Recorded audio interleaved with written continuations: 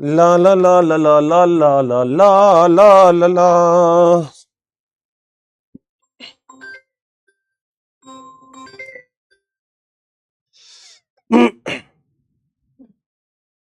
Hello everyone, क्या हाल चाल, कैसे हैं आप सब? बहुत ही अच्छे होंगे। नमस्कार नमस्कार नमस्कार। कैसे हैं सारे के सारे लोग?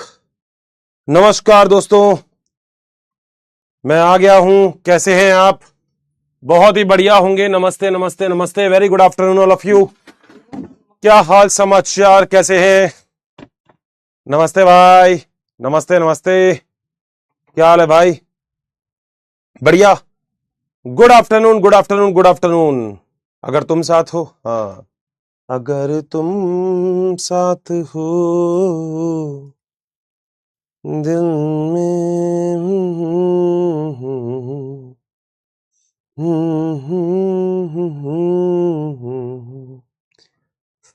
नमस्कार दोस्तों, कैसे हैं आप सब? बहुत ही प्यारे होंगे। ये चैप्टर पहली बात तो बताओ कैसा गया, और आज का टॉपिक मैं आपको दिखा देता हूं कि आज अपना टॉपिक क्या है। आज अपन पूरे चैप्टर का रिवीजन करेंगे, पूरे चैप्टर का रिवीजन। तो किसी बच्चे का कुछ रह गया होगा, और इतना डीप रिवीजन करेंगे कि तुम ये कहोगे हर्षित सर आपने तो पूरा चैप्टर ही करवा दिया। और प्लस आज अपन पूरी एनसीईआरटी पढ़ने वाले हैं, और समसूत्री विभाजन के महत्व। एक टॉपिक एक बच्चे ने भी लिखा था, मुझे भी लग रहा था कि इसको पूरा ही करवा देंगे। नाम है समसूत्री विभाजन के महत्व। ये अपन को पढ़ना है, तो ये अपन पढ़ेंगे आज। 3 चीजें अपन को पढ़नी है, बहुत ही ताबड़तोड़। क्या कहते हो?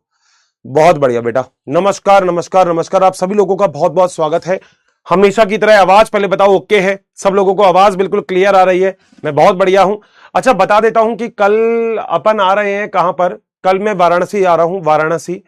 तो लगभग लगभग मेरे हिसाब से 12-1 बजे तक मैं वाराणसी पहुंच जाऊंगा एयरपोर्ट पे। और वाराणसी के बाद फिर हमें जाना है जिस जगह पे, वो है जौनपुर। तो कल वाराणसी आ रहा हूं मैं। सो इंस्टाग्राम पे के ऊपर अपडेट दे दूंगा मैं। वैसे मेरे ख्याल से आप लोग होंगे इधर उधर, मेरे पे ऐड होंगे इंस्टाग्राम पे, तो वहां पे आप आ जाना। तो वहां पे मैं आपको अपडेट दे दूंगा।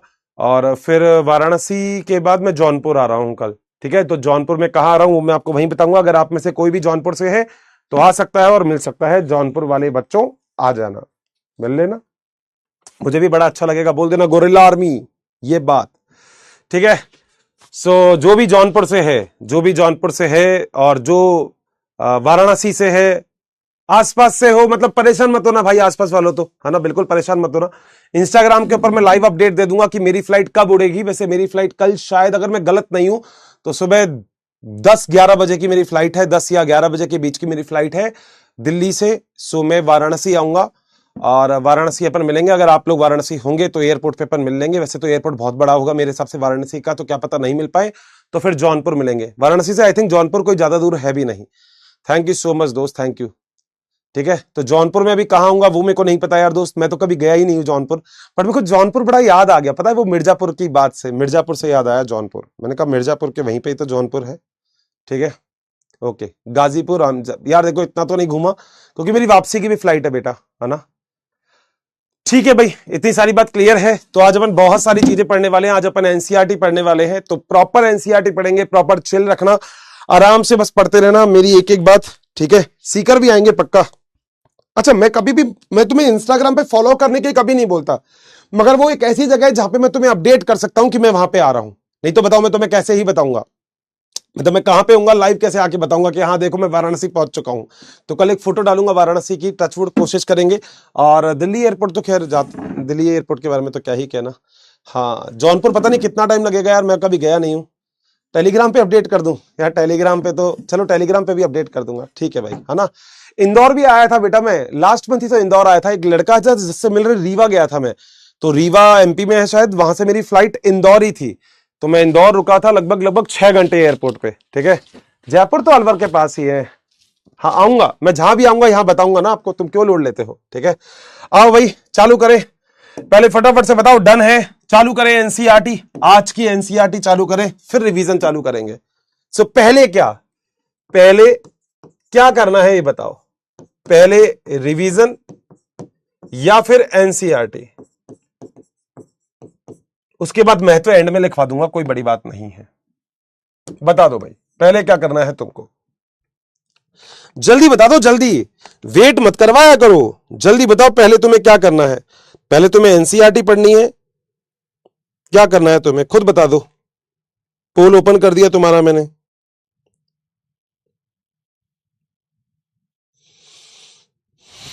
जल्दी बताओ।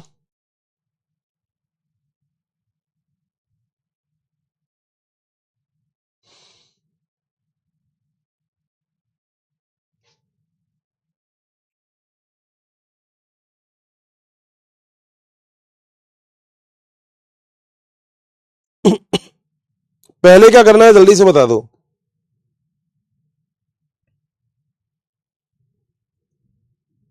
हो गया तुम्हारा? डन है बात? तो मेरे हिसाब से तो पहले अपन रिवीजन करें। मैं तो ए पे जाना चाहता हूं। 68% बोल रहे हैं रिवीजन। बहुत बढ़िया, आ जाओ भाई, तैयार हो जाते हैं, चलो आ जाओ। हाँ, सारे लोग तैयार हैं? बढ़िया। ऐसा रिवीजन करवाऊंगा जो आज तक कभी किसी ने नहीं करा होगा। हाँ, दोनों ही करवाएंगे बेटा, पहले पूछा है मैंने, पहले दोनों ही करवाऊंगा ना। डांस भी करना है, बहुत बढ़िया, ये भी करवा ले बेटा तू डांस। शर्म तो बिल्कुल नहीं आ रही होगी। अच्छा, यहाँ पे ना वो हो रहे हैं तुम्हारे लिए, जैसे 3D मॉडल भी है। देखूं क्या 3D मॉडल तुम्हारे लिए है क्या मेरे पास? बायोलॉजी में जाऊं मैं, और अमीबा, क्रोमोसोम, गुणसूत्र का एक 3D मॉडल है। ये चेक करना तुम्हें कहां मिल जाता है, तुम चेक कर लेना। बाकी सेंड टू स्टूडेंट कर दिया मैंने। ये तुम्हारे पास एक 3D मॉडल पहुंच चुका है। बैक आ जाते हैं फिर। और फ्रेगमेंटेशन नहीं, ये भी तुम्हारे अभी काम का नहीं है, नहीं है, नहीं है, नहीं है, ये तुम्हारे कोई भी काम का नहीं है अभी। तो अभी इतना ही कराया था क्या अपन ने? है सेल इतना ही है शायद अभी।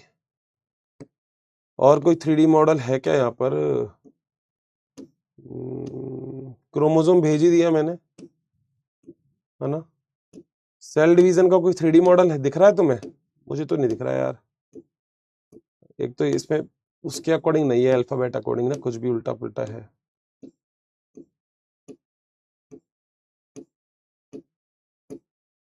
नहीं होगा, चलो कोई नहीं। अपन करते हैं पहले बहुत ताबड़तोड़, ठीक है।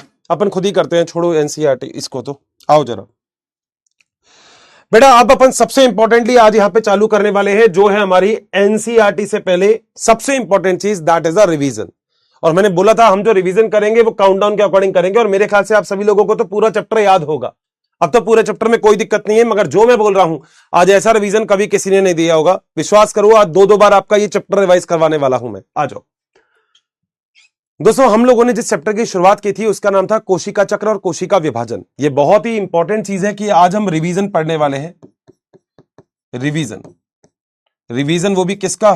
कंप्लीट चैप्टर का। तो आज हम कंप्लीट चैप्टर का एक रिवीजन देखेंगे, ठीक है। दोबारा से कर देता हूं उसको। दोस्तों, हम पढ़ने वाले हैं कोशिका चक्र और कोशिका विभाजन। इसका मतलब होता है कि प्रत्येक चीज जो पहला और आखिरी होगा वो कोशिका चक्र होता है। विभाजन का मतलब होता है एक कोशिका से दो कोशिका का बन जाना। कोशिका चक्र में सबसे ज्यादा इंपॉर्टेंट ये होता है कि जिसके अंदर रुडोल्फ विर्चो ने 1855 में एक बात बोली थी, ओमने सेल्ला ई सेल्ला, यानी कि प्रत्येक नई कोशिका का निर्माण उसकी पूर्ववर्ती कोशिकाओं से होता है। जैसे ही आप कोशिका चक्र और कोशिका विभाजन के बारे में बात करते हैं तो आपके पास 3 प्रकार के विभाजन आते हैं, जिसमें पहला होता है समसूत्री, दूसरा होता है अर्धसूत्री, तीसरा होता है असूत्री। समसूत्री विभाजन क्या होता है? वह विभाजन जिससे बनने वाले संतति कोशिकाओं में गुणसूत्रों की संख्या मात्र के बराबर होती है। अगर मात्र में 10 है तो संतति में भी 10 होगी। इसे हम समसूत्री विभाजन कहते हैं। आपके शरीर की जितनी भी ये कोशिका जो आपको दिखाई दे रही है, ये सारी कोशिका कायिक कोशिका होती है। इनके अंदर समसूत्री विभाजन पाया जाता है। इसकी एप्लीकेशन में अपन ये बात कर लेते हैं। उसके बाद हम बात करते हैं कि समसूत्री विभाजन कभी भी कोई कोशिका करेगी तो सबसे पहले वो कोशिका अपने आप को तैयार करेगी, और तैयार करने की प्रावस्था यहाँ से सबसे इंपॉर्टेंट होती है, जिसे हम बोलते हैं अंतरावस्था। एनसीईआरटी बोलती है अंतरावस्था के अंदर कोशिका विश्राम करती है, बट बेटा वो वाली बात बिल्कुल गलत है। एनसीईआरटी गलत कहती है, कोशिका विश्राम करती ही नहीं है, क्योंकि आपको पता है G1 और G2 में बहुत सारे काम होते हैं। जीवन प्रावस्था, एस प्रावस्था, G2 प्रावस्था, ये सीक्वेंस होता है। जीवन के अंदर तैयारी होती है एस प्रावस्था के लिए, जबकि G2 के अंदर तैयारी होती है एम प्रावस्था के लिए। मनुष्य के अंदर ये प्रॉपर 24 घंटे का होता है पूरा का पूरा चक्र, जिसमें 23 घंटे में कोशिका अपने आप को तैयार करती है और 1 घंटे में कोशिका विभाजन कर लेती है। ईस्ट के अंदर ये 90 मिनट होता है और जीवाणु के अंदर ये 20 मिनट का होता है। अगर हम जीवन प्रावस्था की बात करें तो आरएनए बनता है, अमीनो एसिड बनते हैं, और भी बहुत सारी चीजें, ऊर्जा वगैरह बनने का इसके अंदर काम होता है। एस प्रावस्था 8 घंटे की होती है, जीवन प्रावस्था 11 घंटे की होती है। एस प्रावस्था के अंदर डीएनए डीएनए डबल होता है, हिस्टोन प्रोटीन डबल होते हैं और साथ साथ यहाँ पे सेंट्रोमियर जो होता है उसका भी डुप्लीकेशन हो जाता है। सॉरी, यहाँ पे जो तारक काय होता है उसका डुप्लीकेशन भी हो जाता है। तीसरी चीज होती है G2 प्रावस्था। G2 प्रावस्था में सबसे इंपॉर्टेंट है टर्कु तंतु यानी कि ट्यूबुलिन प्रोटीन का निर्माण यहाँ पे चालू होता है। जब कोशिकाएं तीनों के तीनों काम कर लेती है तो कोशिका एम प्रावस्था में जाती है। मगर एनसीईआरटी यहाँ पे ये भी कहती है कि कुछ कोशिका जिनको विभाजन आगे नहीं करना होता तो वो जीवन के आगे एस प्रावस्था में नहीं जाती, वो सीधा का सीधा पीछे की तरफ मुड़ जाती है, जिसे हम G0 प्रावस्था कहते हैं। G0 प्रावस्था में कुछ कोशिका ऐसी होती है जो हमेशा इसमें ही रहती है, जैसे हृदय की कोशिका, जैसे तंत्रिका कोशिका, ऐसा। अगली चीज, एनसीईआरटी ऐसा बोलती है कि एम प्रावस्था जो होती है इसमें दो प्रकार के विभाजन होते हैं, पहले केंद्रक द्रव्य विभाजन, फिर कोशिका द्रव्य विभाजन। केंद्रक द्रव्य विभाजन जो होता है उसे हम कैरियोकाइनेसिस बोलते हैं। ये इसी चार प्रावस्था होती है, प्रोफेज, मेटाफेज, एनाफेज और टीलोफेज। सबसे पहले प्रोफेज आती है। प्रोफेज के अंदर जो केंद्रक झिल्ली होती है वो गायब हो जाती है, केंद्रिका जो होती है वो गायब हो जाती है। मैं अब अर्घ और पश्चय नहीं पढ़ा रहा, पूरा प्रोफेज पढ़ा रहा हूं, ठीक है। इसके अलावा जो तारकाएं होते हैं वो ध्रुवों की तरफ चले जाते हैं, तर्कुतंतु निकलने लग जाते हैं और क्रोमेटिन संगठित होकर क्रोमेटिड बन जाता है। गोल्जी का, अंतःपद्य विजालिका, सारे के सारे जो कोशिकांग होते हैं वो गायब हो जाते हैं। मेटाफेज के अंदर दोनों तारकाएं पोल पे यानी कि ध्रुवों पर पहुंच जाते हैं। बीच में आपके पास सबसे इंपॉर्टेंट एक चीज आ जाती है, दैट इज, बिल्कुल सही समझे, जिसे हम बोलते हैं क्या बोलते हैं, सारे के सारे क्रोमोसोम मध्य में आ जाते हैं, जिसे हम मेटाफेजिक प्लेट कहते हैं। और इसके बाद अगली चीज होती है एनाफेज। एनाफेज में सेंट्रोमियर का विभाजन हो जाता है, यानी कि गुणसूत्र डबल हो जाते हैं। और लास्ट यहाँ पे आता है टीलोफेज। टीलोफेज के अंदर रिवर्स प्रोफेज, जो भी आपने प्रोफेज में किया था उसका उल्टा हो जाता है। इसके बाद हमने कोशिका द्रव्य विभाजन के बारे में बात की थी। कोशिका द्रव्य विभाजन दोनों कोशिकाओं में अलग अलग होगा, पादप कोशिका में अलग होगा, जंतु कोशिका में अलग होगा। जंतु कोशिका में मिड बॉडी बनती है, जबकि पादप कोशिका में सेल प्लेट का निर्माण होता है। जंतु कोशिका में विभाजन सेंट्रीपिटल यानी कि बाहर से अंदर की ओर, जबकि पादप कोशिका में सेंट्रीफ्यूगल यानी कि अंदर से बाहर की ओर होता है। इसके बाद हमने अगला विभाजन की बात की थी, जिसे हमने बोला था अर्धसूत्री विभाजन। अर्धसूत्री विभाजन का मतलब वह विभाजन जिससे बनने वाले संतति कोशिकाओं में गुणसूत्रों की संख्या मात्र कोशिका से आधी होती है, उसे हम अर्धसूत्री विभाजन कहते हैं। अर्धसूत्री विभाजन के द्वारा 4 कोशिका बनती है, क्योंकि यहाँ पे अर्धसूत्री प्रथम और अर्धसूत्री द्वितीय होता है। अर्धसूत्री द्वितीय जो होता है समसूत्री के समान होता है। सबसे पहले अर्धसूत्री प्रथम में कैरियोकाइनेसिस प्रथम आएगा, उसकी प्रोफेज प्रथम, मेटाफेज प्रथम, एनाफेज प्रथम और टीलोफेज प्रथम आएगी। यहाँ पे जो प्रोफेज प्रथम है उसमें लेप्टोटीन, जाइगोटीन, पैकाइटिन, डिप्लोटीन और डाइकाइनेसिस प्रावस्था आती है। अब देखो कितना आसान है, वही मार्कर, वही हाइलाइटर, वही ऑप्शन। सबसे पहले प्रावस्था आती है लेप्टोटीन। अब देखो दिमाग पे तुम्हारा डायग्राम है क्या, लेप्टोटीन प्रावस्था के अंदर क्या होता है, मेन चीज बता रहा हूं। उसके अंदर जो केंद्रक होता है उसके पास में गुणसूत्र क्रोमेटिन संगठित हो जाते हैं और बुके के समान यानी कि गुलदस्ते के समान प्रावस्था बनाते हैं, तो लेप्टोटीन के अंदर बनती है गुलदस्ता प्रावस्था। अगली होती है जाइगोटीन। जाइगोटीन के अंदर जो समजात गुणसूत्र होते हैं वो आपस में पास पास आ जाते हैं और पास पास आने के बाद एक एंजाइम का ऐसा बंध बनाते हैं जिसे हम सिनेप्टोनिमल जटिल यानी कि सिनेप्सिस कहते हैं। बोलो बात सही है। अब यहां पे मैंने जाइगोटीन में आपको 2-3 चीजें बताई थी। मैंने कहा था जो गुणसूत्र दोनों एक जैसे होंगे वो समजात गुणसूत्र होंगे। अगर ये गुणसूत्र संख्या 2 है और ये भी गुणसूत्र संख्या 2 है तो ये दोनों के दोनों समजात है, ये दोनों के दोनों समजात है, ठीक है। मगर ये दोनों समजात नहीं है, अलग अलग है, तो ये समजात बिल्कुल भी नहीं है। समजात वो होंगे जो एक जैसे होंगे ना, वो समजात होंगे। बोलो बात सही है। अगली चीज पे चलते हैं। इतना सारा काम जैसे हमने क्लियर कर लिया था, तो मैंने आपसे बोला था जैसे ही समजात गुणसूत्रों की बाद में बात आती है तो जो दो क्रोमेटिड होते हैं जब वो एक सेंट्रोमियर से जुड़े होते हैं तो इसे हम दोनों को क्या बोलते हैं, इसे हम बोलते हैं एक क्रोमेटिड और दूसरा क्रोमेटिड। और ये दोनों के दोनों जो होते हैं सिस्टर क्रोमेटिड होते हैं, ये भी सिस्टर क्रोमेटिड होते हैं। और 2 सिस्टर के बीच में जो पाए जाते हैं ये दोनों के दोनों क्या होती है, नॉन सिस्टर होती है। इसे हम डायड बोलते हैं, इसे हम डायड बोलते हैं, सबको मिला के हम टेट्राड बोलते हैं। क्योंकि ये दोनों के दोनों गुणसूत्र समजात गुणसूत्र होते हैं इसलिए हम इसे एक बाइवेलेंट, तो एक बाइवेलेंट में कितने गुणसूत्र होते हैं, 2, जो दोनों के दोनों समजात होते हैं। इसके अंदर क्रोमेटिड कितने होते हैं, 4, डायड कितने होते हैं, 2, बस दैट्स इट, खत्म बात। इसके बाद क्या होता है, इसके बाद इन्हीं दो नॉन सिस्टर क्रोमेटिड के बीच में अगली प्रावस्था आती है जो आती है पैकेटिन। पैकेटिन सबसे जटिल प्रावस्था और सबसे बड़ी प्रावस्था होती है। पैकेटिन प्रावस्था के अंदर दोनों के दोनों समजात गुणसूत्र होते हैं, उसमें आनुवंशिक सूचना का आदान प्रदान होता है। आदान प्रदान जिस एंजाइम के द्वारा होता है उस एंजाइम का नाम होता है रिकॉम्बिनेज। रिकॉम्बिनेज के अंदर 2 एंजाइम होते हैं, एंडोन्यूक्लियस और लाइगेज। एंडोन्यूक्लियस का काम होता है काटने का, तो दोनों कट जाएंगे। लाइगेज का काम इसको यहां जोड़ने का और इसको यहां जोड़ने का, तो ये प्रावस्था कौन सी होती है, पैकेटिन। अगली प्रावस्था होती है डिप्लोटीन। डिप्लोटीन के अंदर जहां से भी जीन विनिमय हुआ था पैकेटिन के अंदर, उसके अलावा गुणसूत्र अगर कहीं से भी जुड़े होंगे तो अलग हो जाएंगे। यानी कि यहां पे कहीं ना कहीं काइएजमेटा, एक्स शेप की स्ट्रक्चर दिखाई देती है जिसे हम काइएजमेटा बोलते हैं। बाद में आता है डाइकाइनेसिस। डाइकाइनेसिस के अंदर काइएजमेटा का उपांति भवन यानी कि काइएजमेटा भी लगभग पूरी तरह से अलग हो जाते हैं, मगर गुणसूत्र आपस में किनारे पर जुड़े हुए रहते हैं और ये सारी की सारी प्रावस्था हो जाती है। अगली होती है मेटाफेज फर्स्ट। मेटाफेज फर्स्ट में 2 मेटाफेजिक प्लेट बनती है। पता ही होगा आपको। एनाफेज में पूरे के पूरे गुणसूत्र ऊपर, पूरे के पूरे गुणसूत्र नीचे चल जाते हैं, और टीलोफेज के अंदर वापस से जो गुणसूत्र होते हैं वो क्रोमेटिन में डेवलप हो जाते हैं, और सारे के सारे जो चीजें होती है वो सारे कोशिकांग वगैरह वो सारे के सारे आ जाते हैं। उसके बाद अगला होता है साइटोकाइनेसिस, आराम से एक कोशिका से दो कोशिका बन जाती है। उसके बाद अगला है इंट्राकाइनेसिस। मैंने बोला था इंट्राकाइनेसिस में सबसे बड़ा चीज क्या है, इंटरफेज और इंट्राकाइनेसिस में अंतर। इसके अंदर तो एस प्रावस्था आएगी जिसके अंदर डीएनए डबल होगा, मगर इसके अंदर डीएनए डबल नहीं होता क्योंकि डीएनए पहले से ही डबल है, ठीक है। तो इंट्राकाइनेसिस में एस प्रावस्था में डीएनए का प्रतिकृति नहीं होता है। सारा काम जैसे ही हमने कंप्लीट कर लिया तो वापस से metaphase second, prophase second, metaphase second, सब कुछ वही का वही आएगा। एज इट इज समसूत्री के समान कर देना। एक कोशिका से आपको दो कोशिका दो बन जाएगी, और इस कोशिका से आपको दो बन जाएगी, तो ओवरऑल आपको 4 कोशिकाओं का यहां पे निर्माण दिखाई दे जाएगा, और ये होता है अर्धसूत्री विभाजन। अगर अर्धसूत्री विभाजन की बात करो तो जो कहीं ना कहीं वेरिएशन आने के चांसेस होते हैं वो अर्धसूत्री विभाजन के द्वारा होते हैं। आनुवंशिक विविधता भी अर्धसूत्री विभाजन के द्वारा होती है, विकास भी अर्धसूत्री विभाजन के द्वारा होता है, युग्मक का निर्माण भी अर्धसूत्री विभाजन के द्वारा ही होता है, सारा अर्धसूत्री होता है। तीसरा होता है असूत्री विभाजन। असूत्री विभाजन का मतलब ऐसा विभाजन जिसके अंदर ना तो केंद्रक झिल्ली गायब हो, ना तरकु तंतु बने, कुछ नहीं बनते इसके अंदर, ना केंद्रिका गायब होती है। ये माइटोकॉन्ड्रिया में, हरित लवक में और प्रोकैरियोटिक कोशिका में आपको देखने को मिलती है। ओ रॉकेट है अपन, बताओ क्या कहते हो, मजा आया यहां तक? ये तुम्हारा चैट बॉक्स ओपन कर दिया मैंने, बता दो भाई क्या कहते हो, हुआ रिवीजन? अच्छा एक बच्चा कहता है हर्षित सर, हम कई टीचरों से बोलते हैं हर्षित सर जैसा रिवीजन करवाओ। क्या बात है, मजा आता है क्या रिवीजन में, बताओ?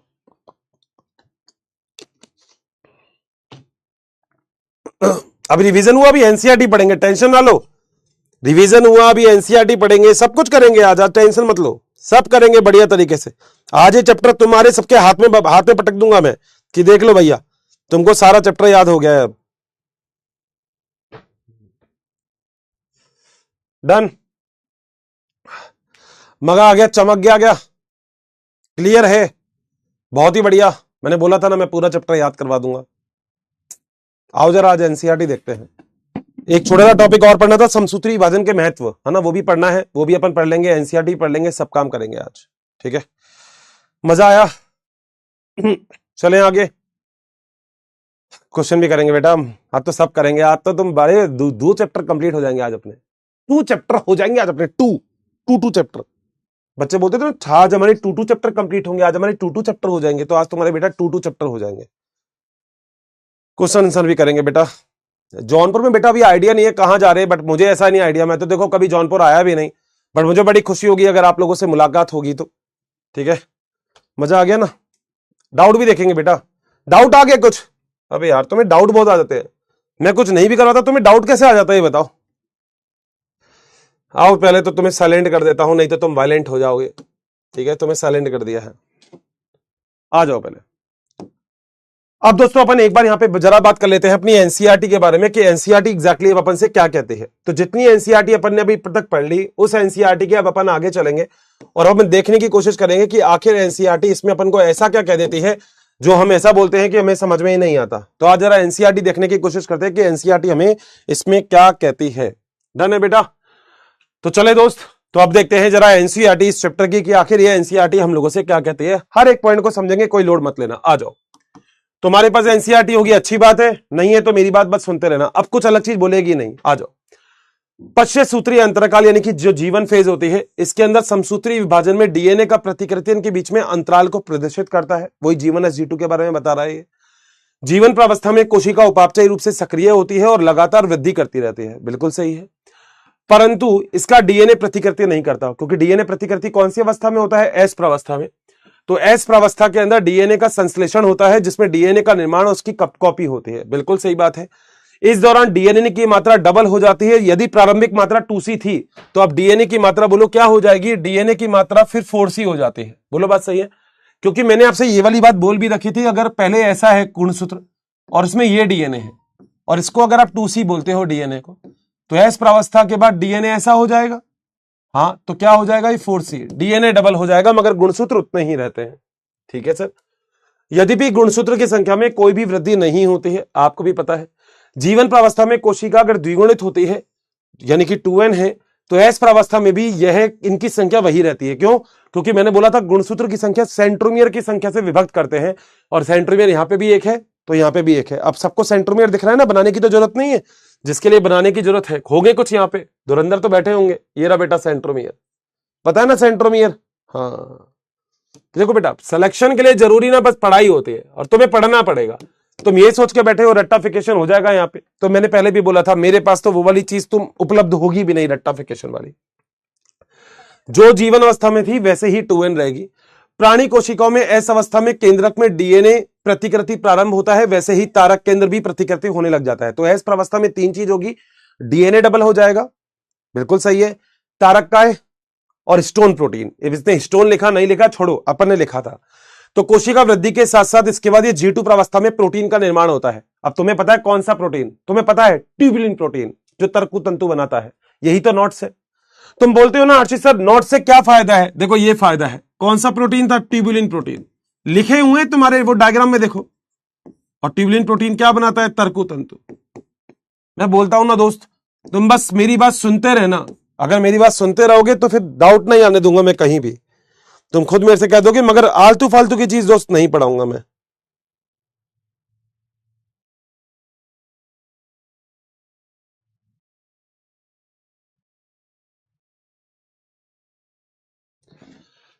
डन है, आ जाओ आगे चलते हैं।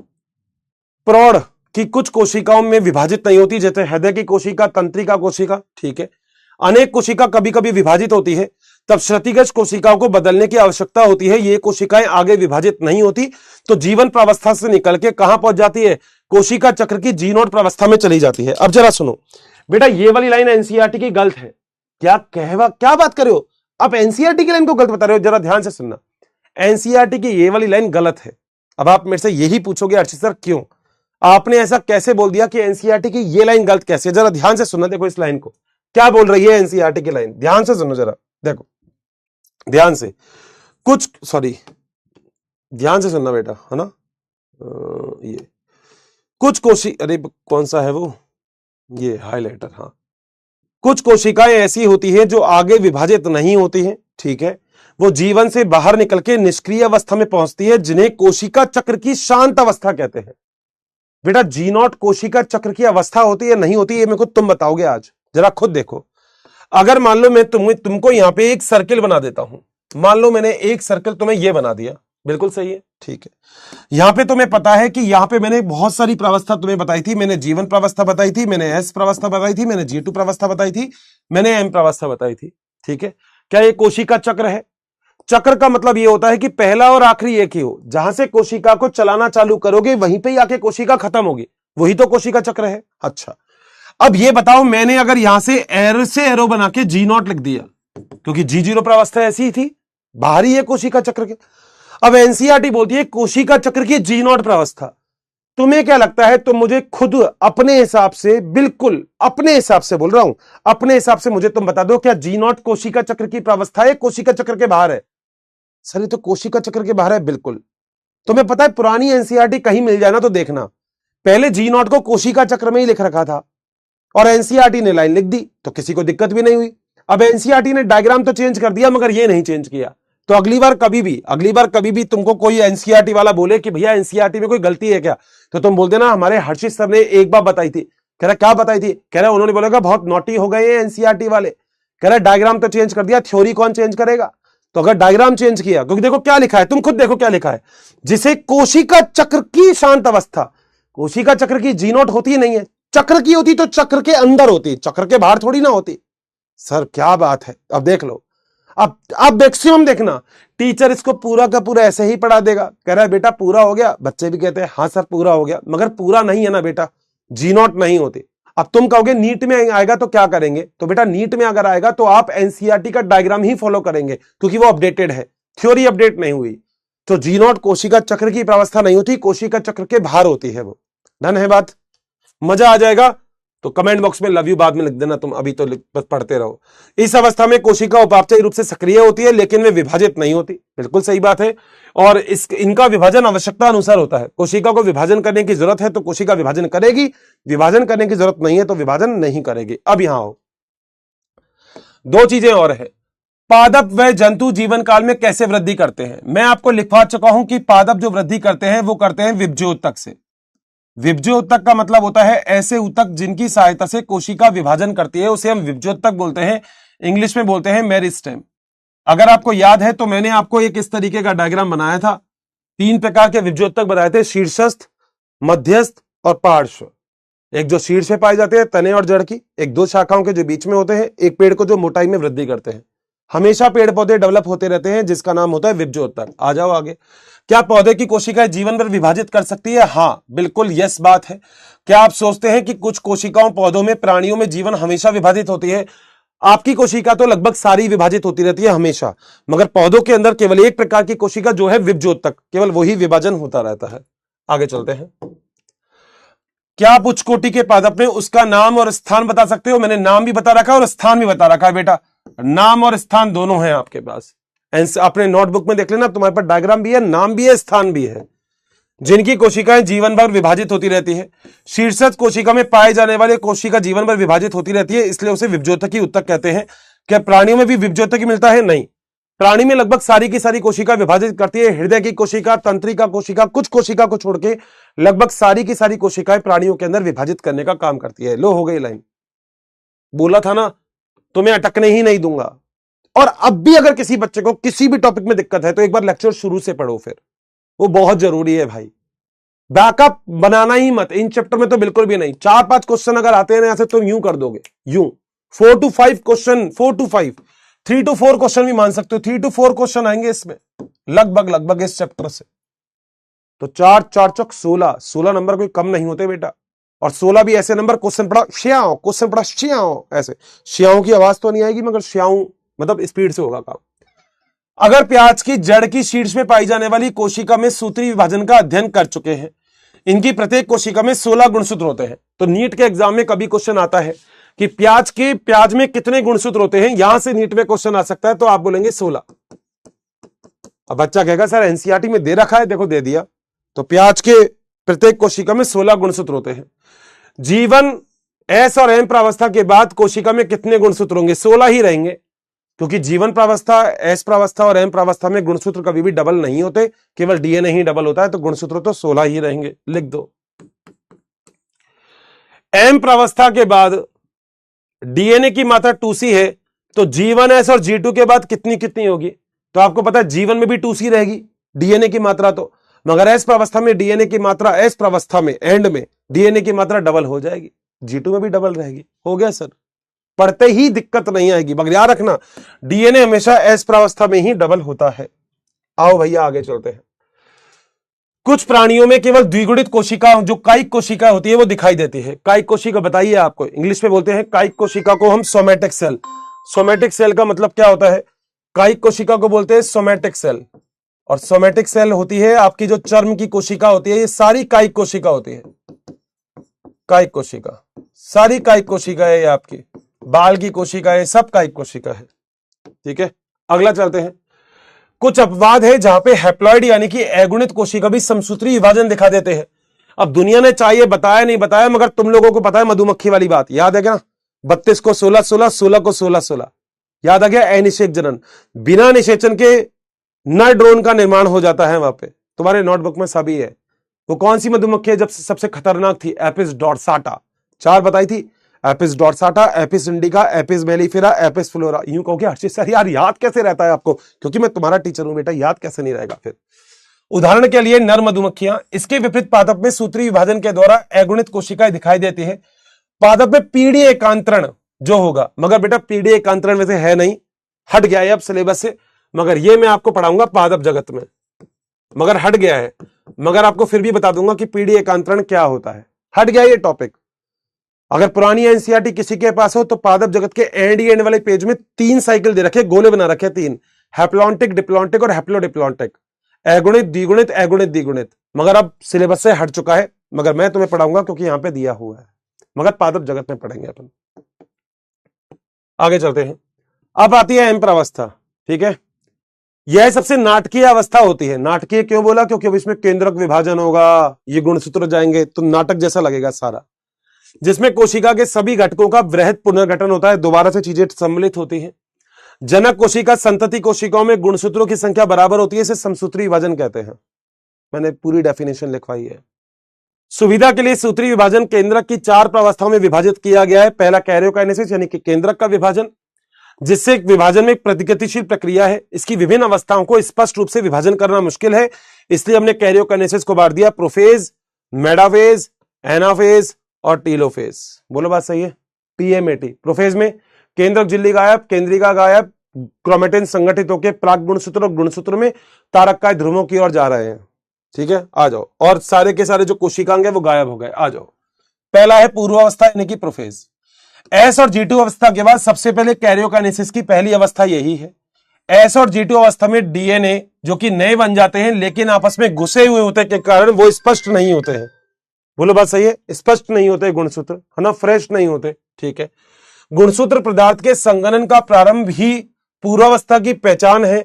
गुणसूत्र संगठन की अभिक्रिया के दौरान गुणसूत्र द्रव्य स्पष्ट होने लगते हैं। तो गुणसूत्र द्रव्य यहां पे क्या होने लगते हैं? स्पष्ट होने लगते हैं। मतलब बिल्कुल क्लियर आपको सारे के सारे गुणसूत्र दिख जाएंगे। तो गुणसूत्र यहां पे अगर आपको बोला जाए कि प्राक गुणसूत्र और गुणसूत्र, तो गुणसूत्र बिल्कुल परफेक्टली आपको शो होने लग जाते हैं इस प्रावस्था में। सर बिल्कुल सही बात है। तारककाय और तारक केंद्र जो कि एस प्रावस्था के दौरान डबल हुए थे, वह विपरीत ध्रुवों की तरफ चलना प्रारंभ कर देते हैं। बिल्कुल, यहां पे क्या क्या इंपॉर्टेंट घटनाएं होती हैं वो सबसे इंपॉर्टेंट है। आपके पास तो पूरा डायग्राम है, अब आपको लोड ही नहीं लेना है। पहला, गुणसूत्र द्रव्य संगठित हो जाता है और यहां पे ठोस गुणसूत्र बन जाता है जो 2 अर्धसूत्रण से और आपस में सेंट्रोमियर से जुड़ा होता है। इसकी लाइन का मतलब समझ गए? इसकी लाइन का मतलब आपके पास कुछ ऐसा गुणसूत्र पाया जाता है, कुछ ऐसा। तो यह गुणसूत्र आपको देखने को मिलेगा, ऐसा गुणसूत्र आपको देखने को मिलता है इस तरीके का। ठीक है, आगे चलते हैं। अंतरावस्था के समय जिस तारककाय जो डबल हुआ है अभी तारककाय, वह कोशिका में विपरीत ध्रुवों की ओर जाने लगते हैं। यही हुआ था हमारा। ठीक है, तारककाय से सूक्ष्म नलिका विकसित करते हैं जिसे एस्टर कहते हैं। मैंने बोला था एस्टर क्या होते हैं? एस्टर वो होते हैं जो तारककाय के आपको चारों तरफ बताए थे। ये तारककाय है तो इसके चारों तरफ मैंने एस्टर बताए थे जो तारककाय को स्थायी बनाएंगे। क्योंकि खुद सोचो, ये स्थायी नहीं होगा तो एक गुणसूत्र को कैसे खींचेगा? ठीक बात है। ये तंतु तारककाय मिलकर समसूत्री विभाजन का यंत्र बनाते हैं। पूर्वावस्था के अंत में यदि कोशिका को सूक्ष्मदर्शी से देखा जाता है तो गोल्जिकाय, अंतःपित्तविजालिका और केंद्रिका यहां पे सब गायब हो जाते हैं। क्या हमने यही पॉइंट लिखा है प्रोफेज में, समसूत्री विभाजन में? सर बिल्कुल सही है। आ जाओ अगला। अगला होता है मेटाफेज। ठीक है, यहां पे बेटा शायद थोड़ी सी एनसीईआरटी थोड़ी सी धुंधली आ रही होगी, बट आई थिंक तुम्हारे पास एनसीईआरटी होगी तो कोई दिक्कत नहीं है, पीडीएफ में आपको साफ दिखाई दे देगा। ठीक है, मेटाफेज में 2 बताए थे, अर्ली और लेट। अर्ली का मतलब टेढ़े मेढ़े होंगे क्योंकि देखो सेंट्रोमियर पोल पर नहीं है, एक तो पहुंच गया, ये नहीं पहुंचा। जब दोनों पहुंच जाएंगे तो देखो ये बिल्कुल मध्य पट्टिका पर आ गए, इसे मेटाफेजिक प्लेट कहते हैं। सही है, आ जाओ जरा। केंद्रक आवरण के पूर्ण रूप से विघटित होने में समसूत्री विभाजन की द्वितीयक अवस्था आरंभ होती है। इसमें गुणसूत्र कोशिका के कोशिका द्रव्य में फैल जाते हैं। इस अवस्था तक गुणसूत्र का संघनन पूरा हो जाता है।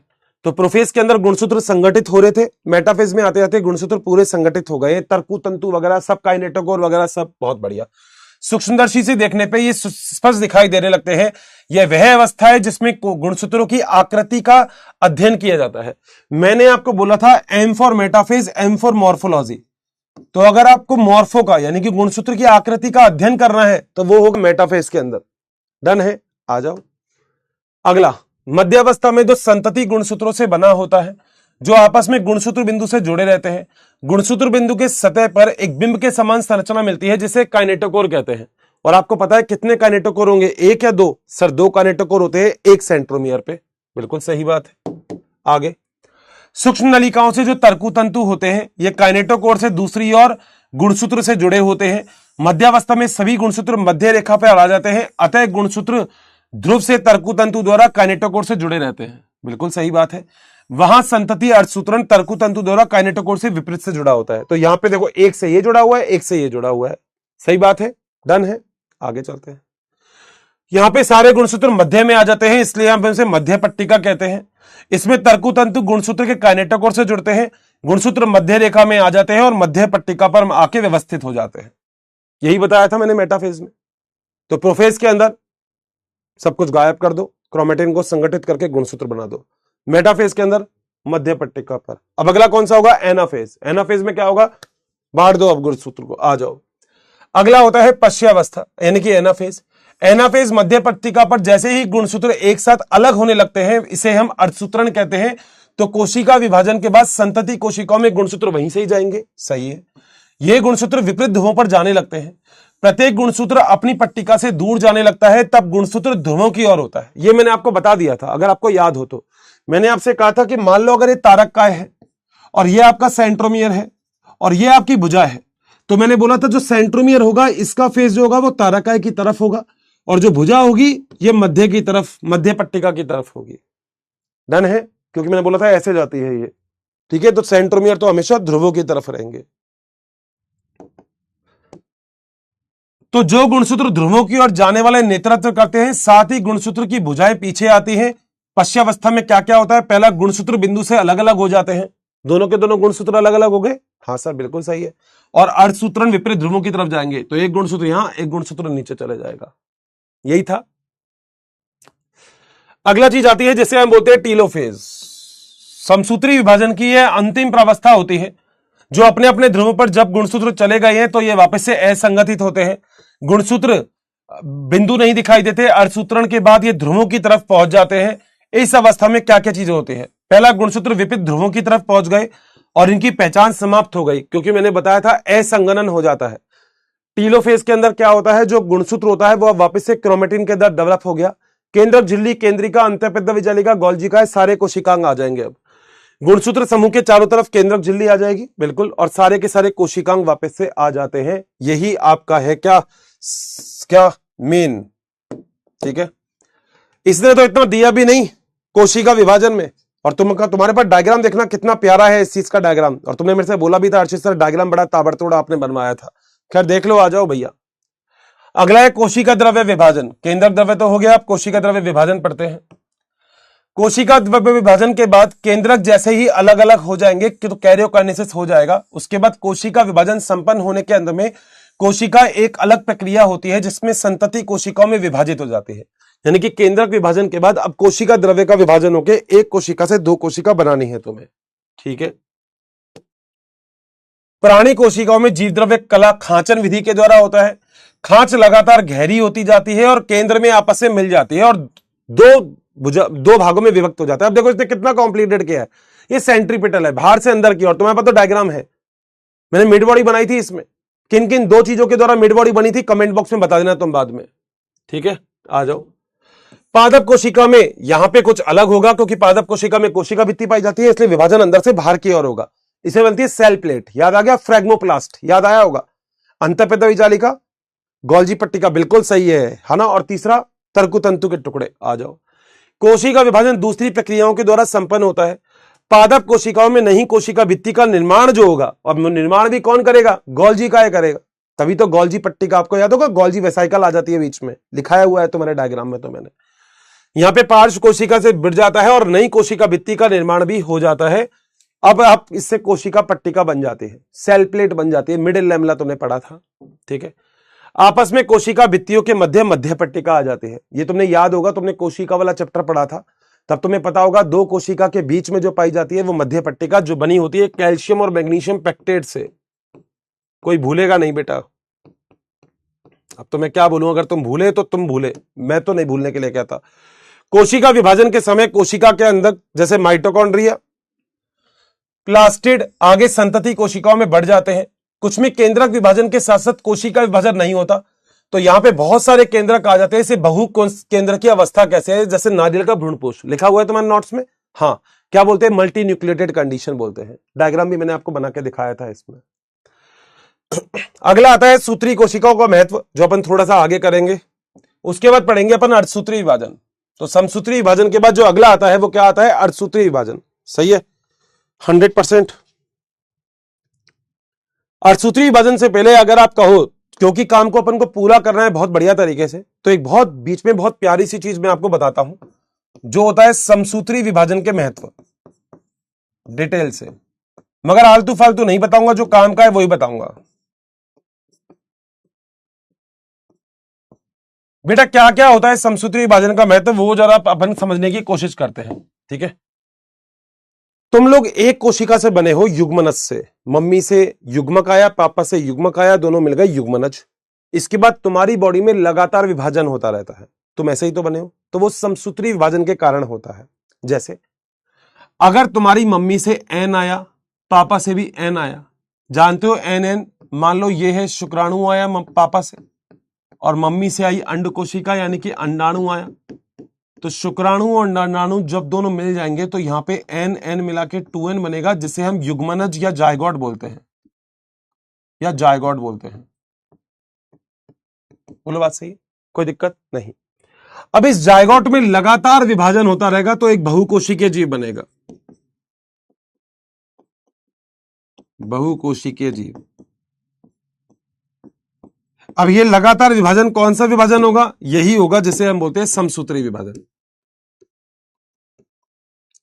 तो समसूत्री विभाजन के द्वारा ही आपके शरीर में बहुकोशिकीय जीव का निर्माण होता है। ऐसे ही बने हो आप सब। तो पहला पॉइंट तो यही लिख देता हूं, युग्मनज से एक बहुकोशिकीय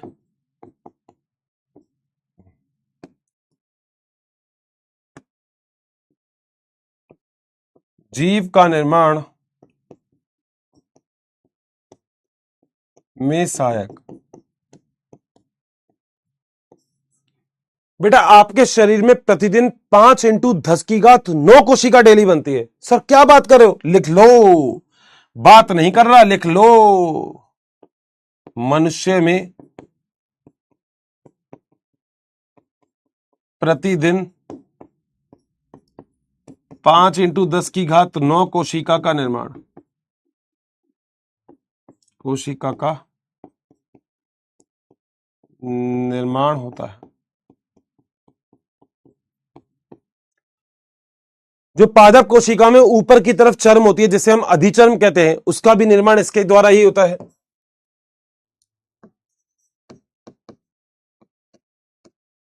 अधिचर्म जिसे हम बोलते हैं एपिडर्मिस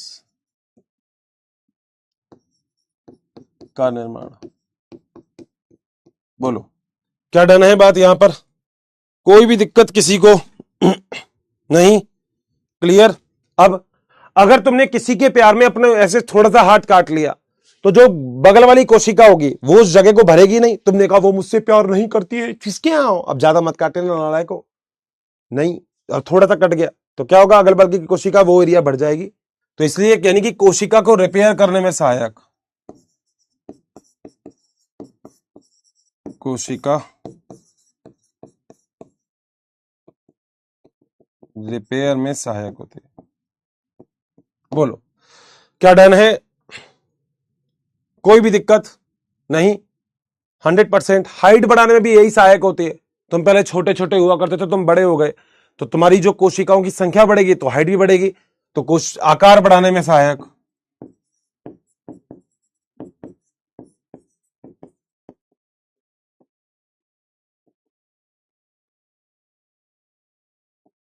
सब चीजों में यही सहायता प्रदान करते हैं।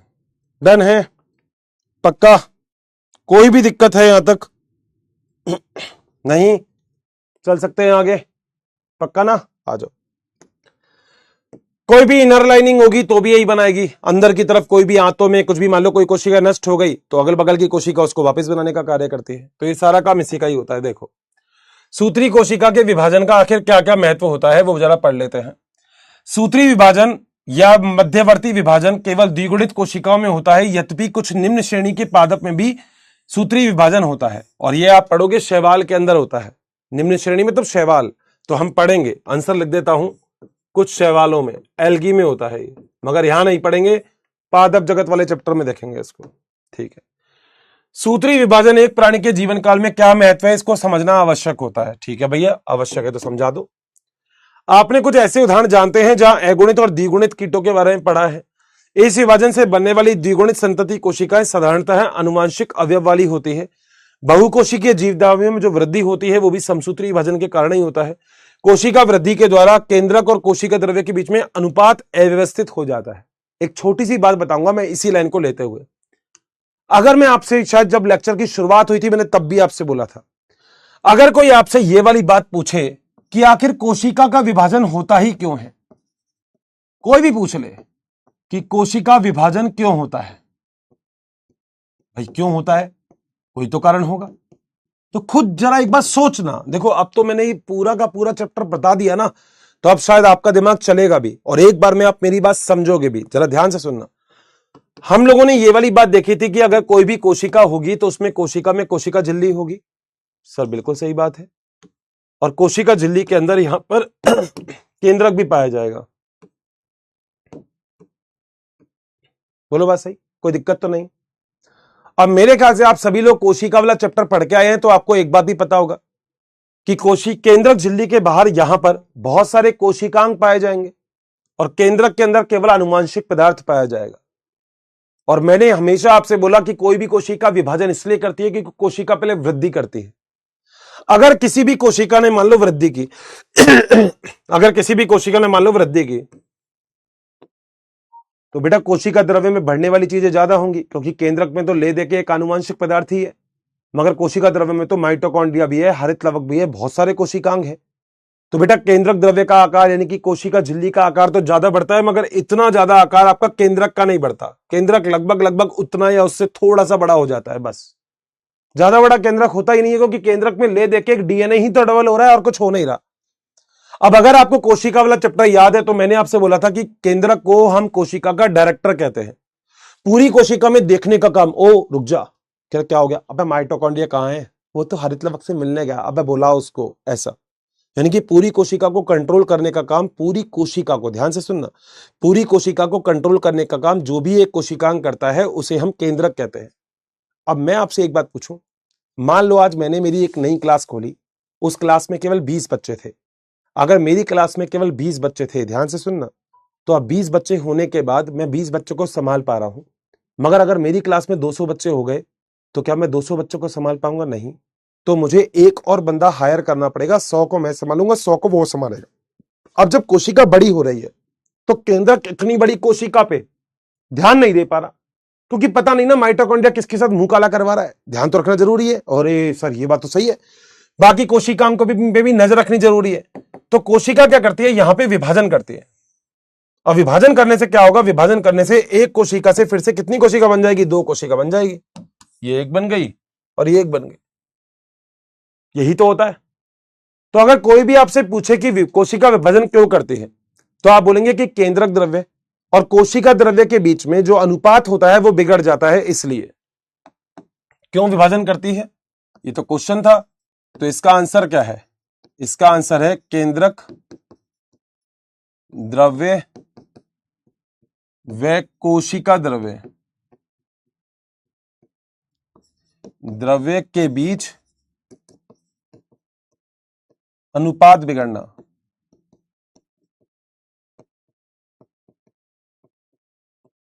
इसलिए कोशिका विभाजन होता है, क्योंकि कोशिका का साइज बड़ा रहता है मगर केंद्रक उसको कंट्रोल ही नहीं कर पाता पूरी कोशिका को, इस वजह से। और वैसे तो बेटा एक बात बताऊं, कुछ एंजाइम भी होते हैं, कुछ हार्मोन होते हैं जो विभाजन की वृद्धि को प्रेरित करते हैं।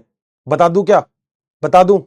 सर बता ही दो ना, जब मन में बात आ रही है। लो बेटा लिख देता हूं, क्योंकि मैं वो कुछ ऐसा नहीं छोड़ूंगा जो तुमको फिर ये लगे कि अर्जित सर ये बता देते। देखो, कुछ एंजाइम विभाजन को प्रेरित करते हैं। एक्स्ट्रा है भाई, प्रेरित करते हैं। कौन कौन सा? पहला उसे बोलते हैं ईजीएफ। नाम याद रखना, बस जूलॉजी में पढ़ोगे। पूरा नाम होता है एपिडर्मल ग्रोथ फैक्टर। और दूसरा होता है जिसे हम बोलते हैं साइटोकाइनिन। बोला था ना आपको रटने नहीं दूंगा,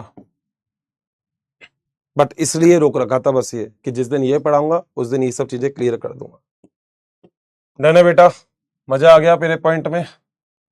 क्लियर है? ठीक है, आ जाओ आगे चलते हैं। इसलिए आवश्यक हो जाता है कि कोशिका विभाजित होकर केंद्रक कोशिका के अनुपात को बराबर बनाए रखे, अनुपात को लगातार बनाए रखे। विभाजन का एक महत्वपूर्ण योगदान यह है कि इसके द्वारा मरम्मत भी होती रहती है। वो लिखवा दिया, रिपेयर। रिपेयर को मरम्मत ही बोलते हैं, मैंने लिखवा दिया है। अधिचर्म की कोशिकाएं, आहारनाल की भीतरी सतह की कोशिकाएं, रक्त की कोशिकाएं लगातार इनके द्वारा विभाजित होती रहती। ठीक है, तो यहां पर लिख भी देता हूं मैं, फिर तुम कहोगे अर्षित सर ये रह गया। अधिचर्म की कोशिका,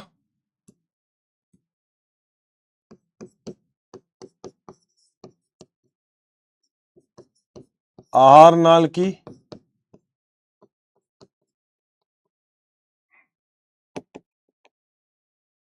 भीतरी परत, और तीसरा रक्त कोशिका। बाकी कुछ एक्स्ट्रा भी है कि कितनी कोशिका प्रतिदिन विभाजित होती है, तो ये सारी चीजें आपको मैंने लाइन से लिखवा दी है। ठीक है भैया, यहां तक बताओ, पहला पॉइंट तो क्लियर हो गया होगा। अब अर्धसूत्री है, डाउट तो नहीं है ना? इजी है ना? मैंने बोला था बेटा आसान है, बॉटनी है ही आसान। चलें आगे।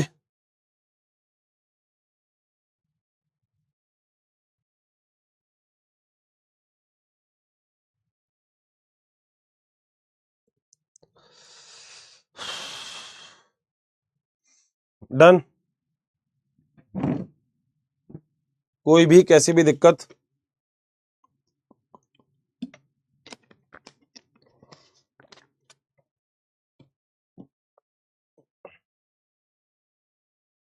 यहां तक कोई डाउट नहीं है ना? कैसा भी किसी को भी मजा आ गया?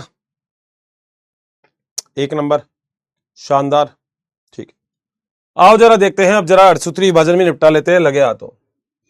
लैंगिक प्रजनन के द्वारा जो संतति में युग्मक बनाएंगे वो अर्धसूत्री विभाजन के द्वारा अगुणित गुणसूत्रों का एक समूह होता है। अगुणित मतलब जिसमें गुणसूत्र आधे होते हैं, तुम्हारे नोट्स में लिखवा रखा है, जिसे हम हैप्लॉइड बोलते हैं। द्विगुणित जिसमें गुणसूत्र डबल होते हैं, जिसे हम डिप्लॉइड बोलते हैं। तो गुणसूत्र आधे होंगे तो उसे हम बोलेंगे अगुणित, गुणसूत्र डबल होंगे तो उसे हम बोलेंगे द्विगुणित। सही है ये वाला पॉइंट? बिल्कुल क्लियर है। आगे चलते हैं। युग्मक के निर्माण में द्विगुणित कोशिकाओं से ही निर्माण होता है। विशिष्ट प्रकार का विभाजन है जिससे बनने वाले अगुणित कोशिकाओं में गुणसूत्रों की संख्या आधी हो जाती है, इसलिए हम इसे अर्धसूत्री विभाजन कहते हैं।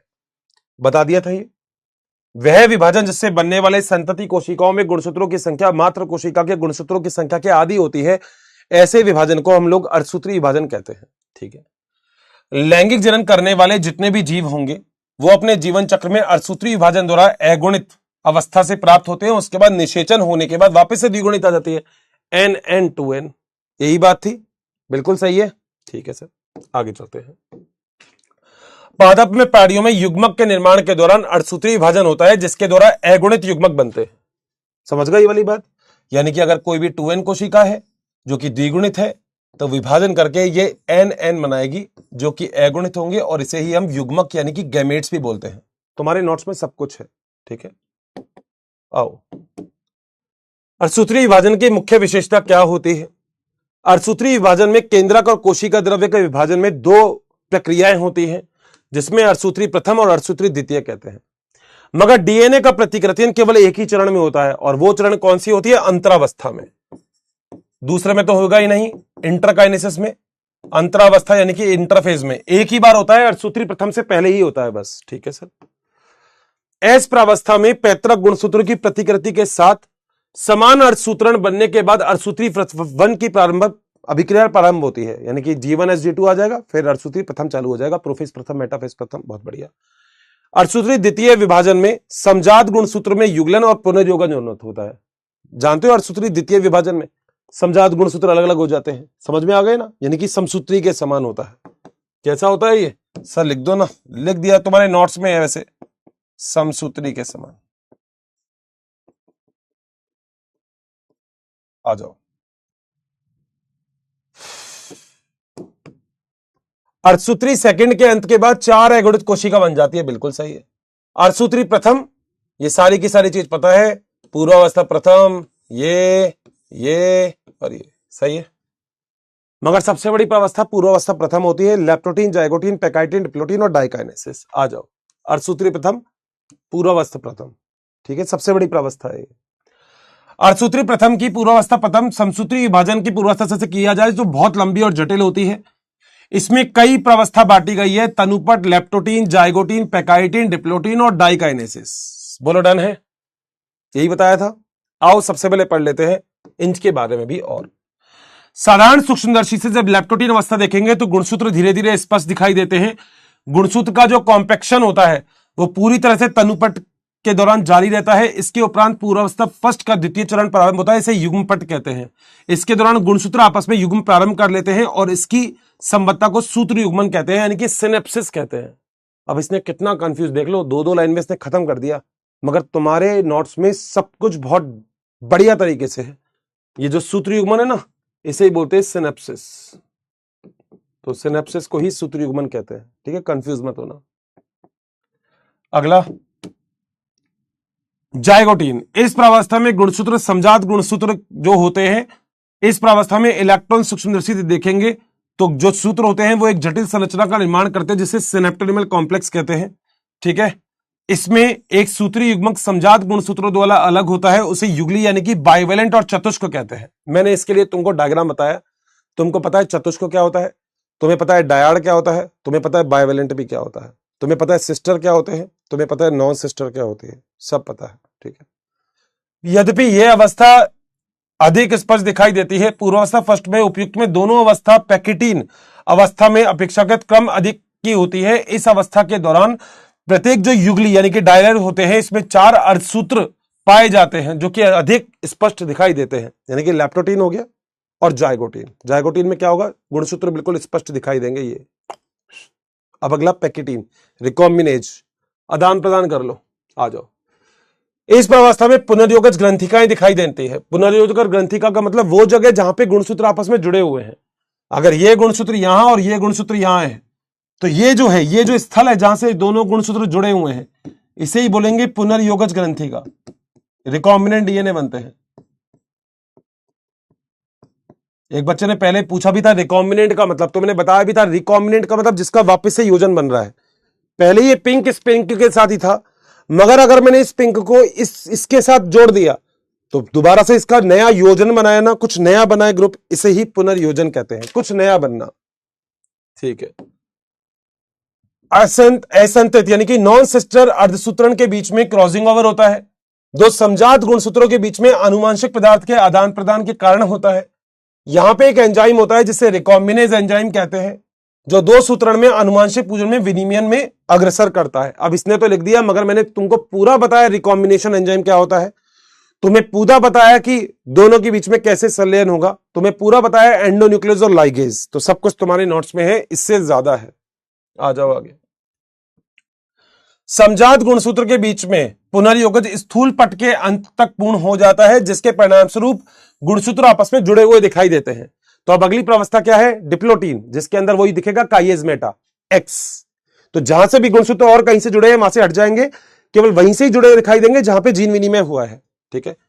डिप्लोटीन और सिनेप्सिस का विघटन हो जाता है और युगली समजात गुणसूत्र के विनिमय बिंदु के अतिरिक्त सब जगह से एक दूसरे से अलग हो जाते हैं। और मैंने बताया था लड़कियों में यही डिप्लोटीन होता है जो कई महीनों से वर्षों तक का हो सकता है, बताया था ना, वही है। आ जाओ जरा, यहां पर एक्स के समान की आकृति जिसे काइएजमेटा कहते हैं, कुछ कशेरुकियों के अंडों में यह वर्ष से महीनों तक होती है। क्या अपने नोट्स में है सर? सब कुछ है। आ जाओ फिर अगली पे। अर्धसूत्री प्रथम की अंतिम प्रावस्था डाइकाइनेसिस होती है, जिसमें काइएजमेटा का उपांतीय भवन होता है, यानी कि काइएजमेटा अंत होने लगता है। अब गुणसूत्र एक दूसरे के दूर दूर, मगर फिर भी याद रखना पूरे अलग नहीं होते, कोने से चिपके हुए रहते हैं, ठीक है। इसमें गुणसूत्र पूरी तरह से संगठित हो जाते हैं और तर्कु तंतु एकत्रित होकर समजात गुणसूत्रों को अलग करने में सहायता देता है। केंद्रक और केंद्रिका गायब हो जाते हैं। पारगति क्रम मध्यावस्था की ओर अब कोशिका को भेज देती है। मध्यावस्था प्रथम। कितनी मेटाफिजिक प्लेट बनती है इसमें? 2। याद आ गया? चूड़ी जो खन के, वही है बेटा, है ना। युगली गुणसूत्र की मध्य पट्टिका में व्यवस्थित हो जाते हैं।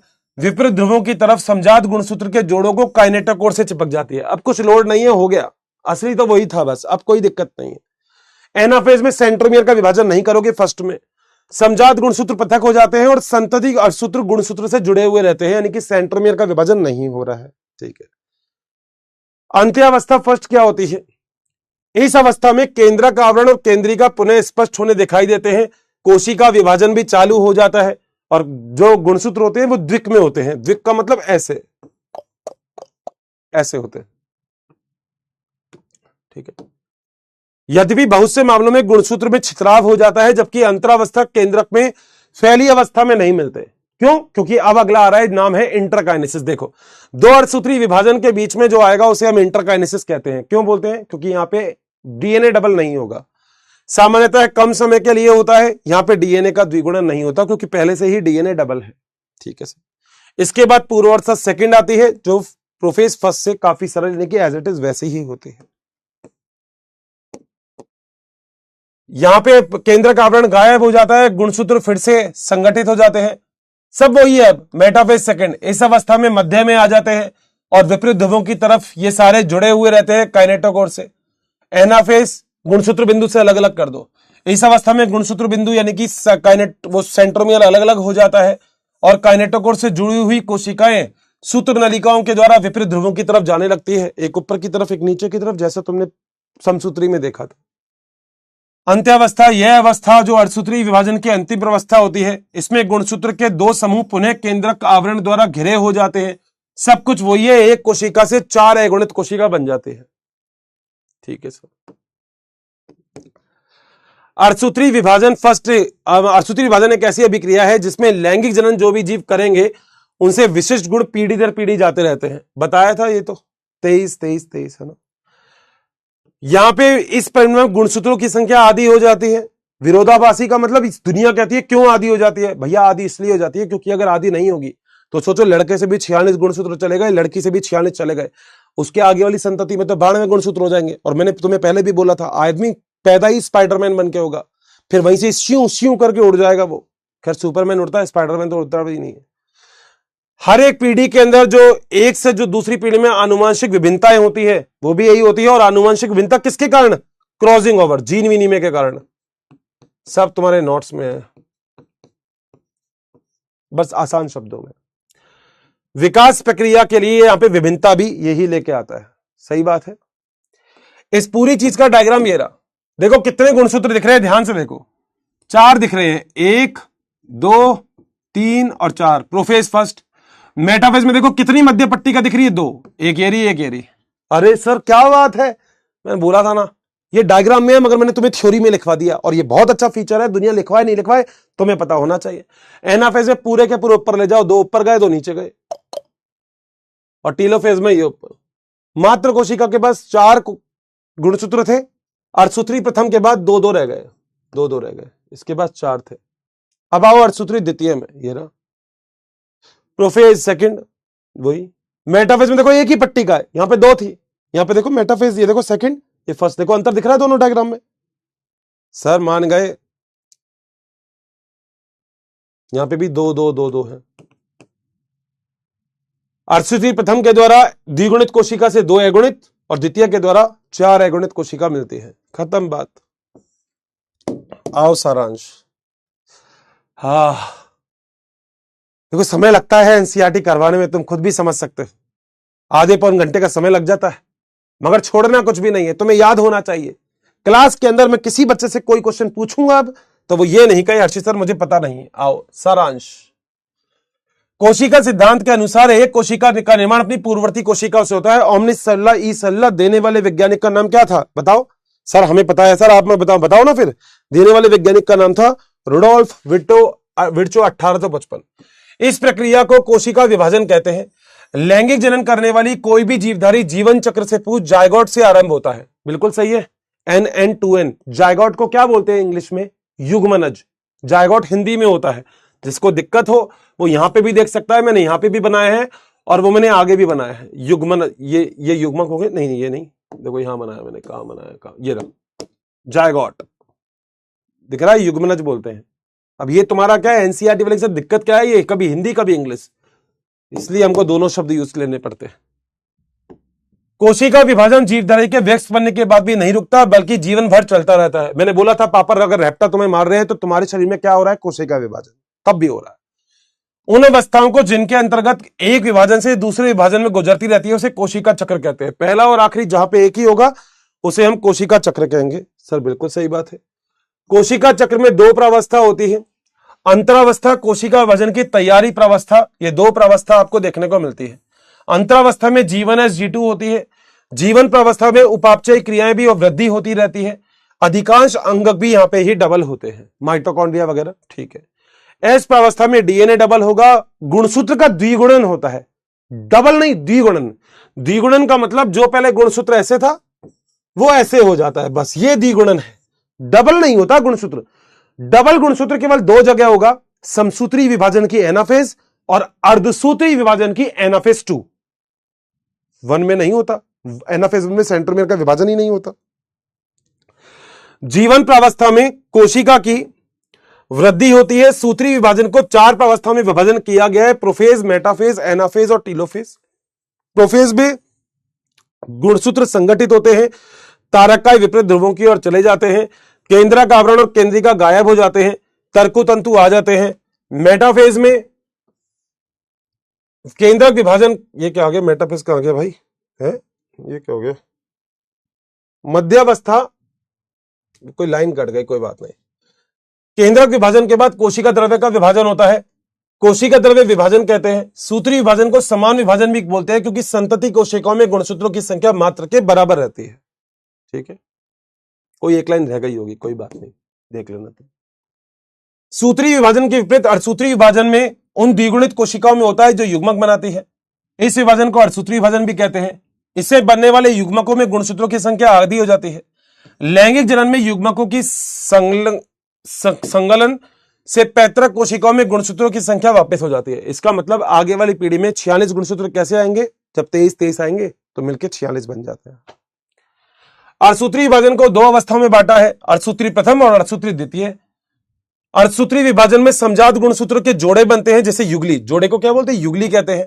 इनमें विनिमय होता है, कौन सा विनिमय, जीन विनिमय होता है। तो ये विनिमय बोला है ना, इसमें याद रखना कौन सा विनिमय, जीन विनिमय, ठीक है। अर्धसूत्री प्रथम सबसे बड़ी प्रावस्था होती है। इसमें लैप्टोटीन, जाइगोटीन, पैकाइटिन, डिप्लोटीन और डाइकाइनेसिस होती है। मध्यावस्था बन के दौरान युगली मध्य पट्टिका पर व्यवस्थित हो जाते हैं। इसके बाद पश्चावस्था में समजात गुणसूत्र ऊपर नीचे चले जाते हैं ध्रुवों की ओर। प्रत्येक ध्रुव तर एक जनन कोशिकाओं में आधे ही गुणसूत्र जाएंगे। अर्धसूत्री प्रथम में तो आधे आधे हो जाते हैं ना। अंत्यावस्था वन में केंद्रक और केंद्रिका वापस दिखाई देते हैं। अर्धसूत्री विभाजन द्वितीय समसूत्री के समान ही होता है। पश्चावस्था सेकंड में संतति अर्धसूत्रण आपस में अलग अलग हो जाते हैं। इस प्रकार अर्धसूत्री विभाजन के द्वारा एक कोशिका से 4 कोशिका बन जाती है, फ्रॉम 1 कोशिका टू 4 कोशिका, 1 से 4।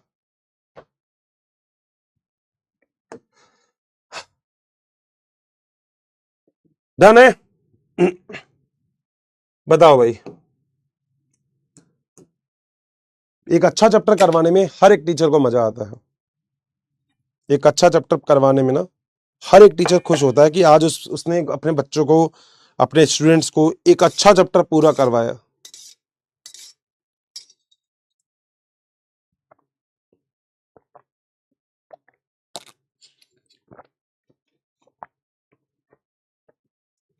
तो यार क्या होता है कि चैप्टर की इंपॉर्टेंस बहुत ज्यादा होती है, चैप्टर बहुत इंपॉर्टेंट होता है, बस ये वाली बात है। कॉमन डाउट देखते हैं। 5 लेक्चर का बकलोक, बेटा बकलोक नहीं होता, बकलोक नहीं बेटा, बैकलॉग होता है। तो 5 लेक्चर का बैकलॉग तुझे कवर करना है। तो देख, आज के बाद अब मेरी क्लास जो होगी वो सोमवार नहीं, कब आएगी, थर्सडे को आएगी ना। तो तेरे पास 3 दिन है। तो अगर 1.5 लेक्चर भी,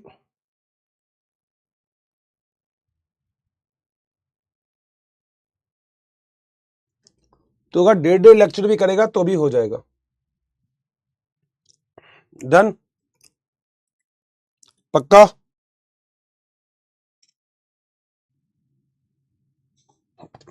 क्लियर है ना।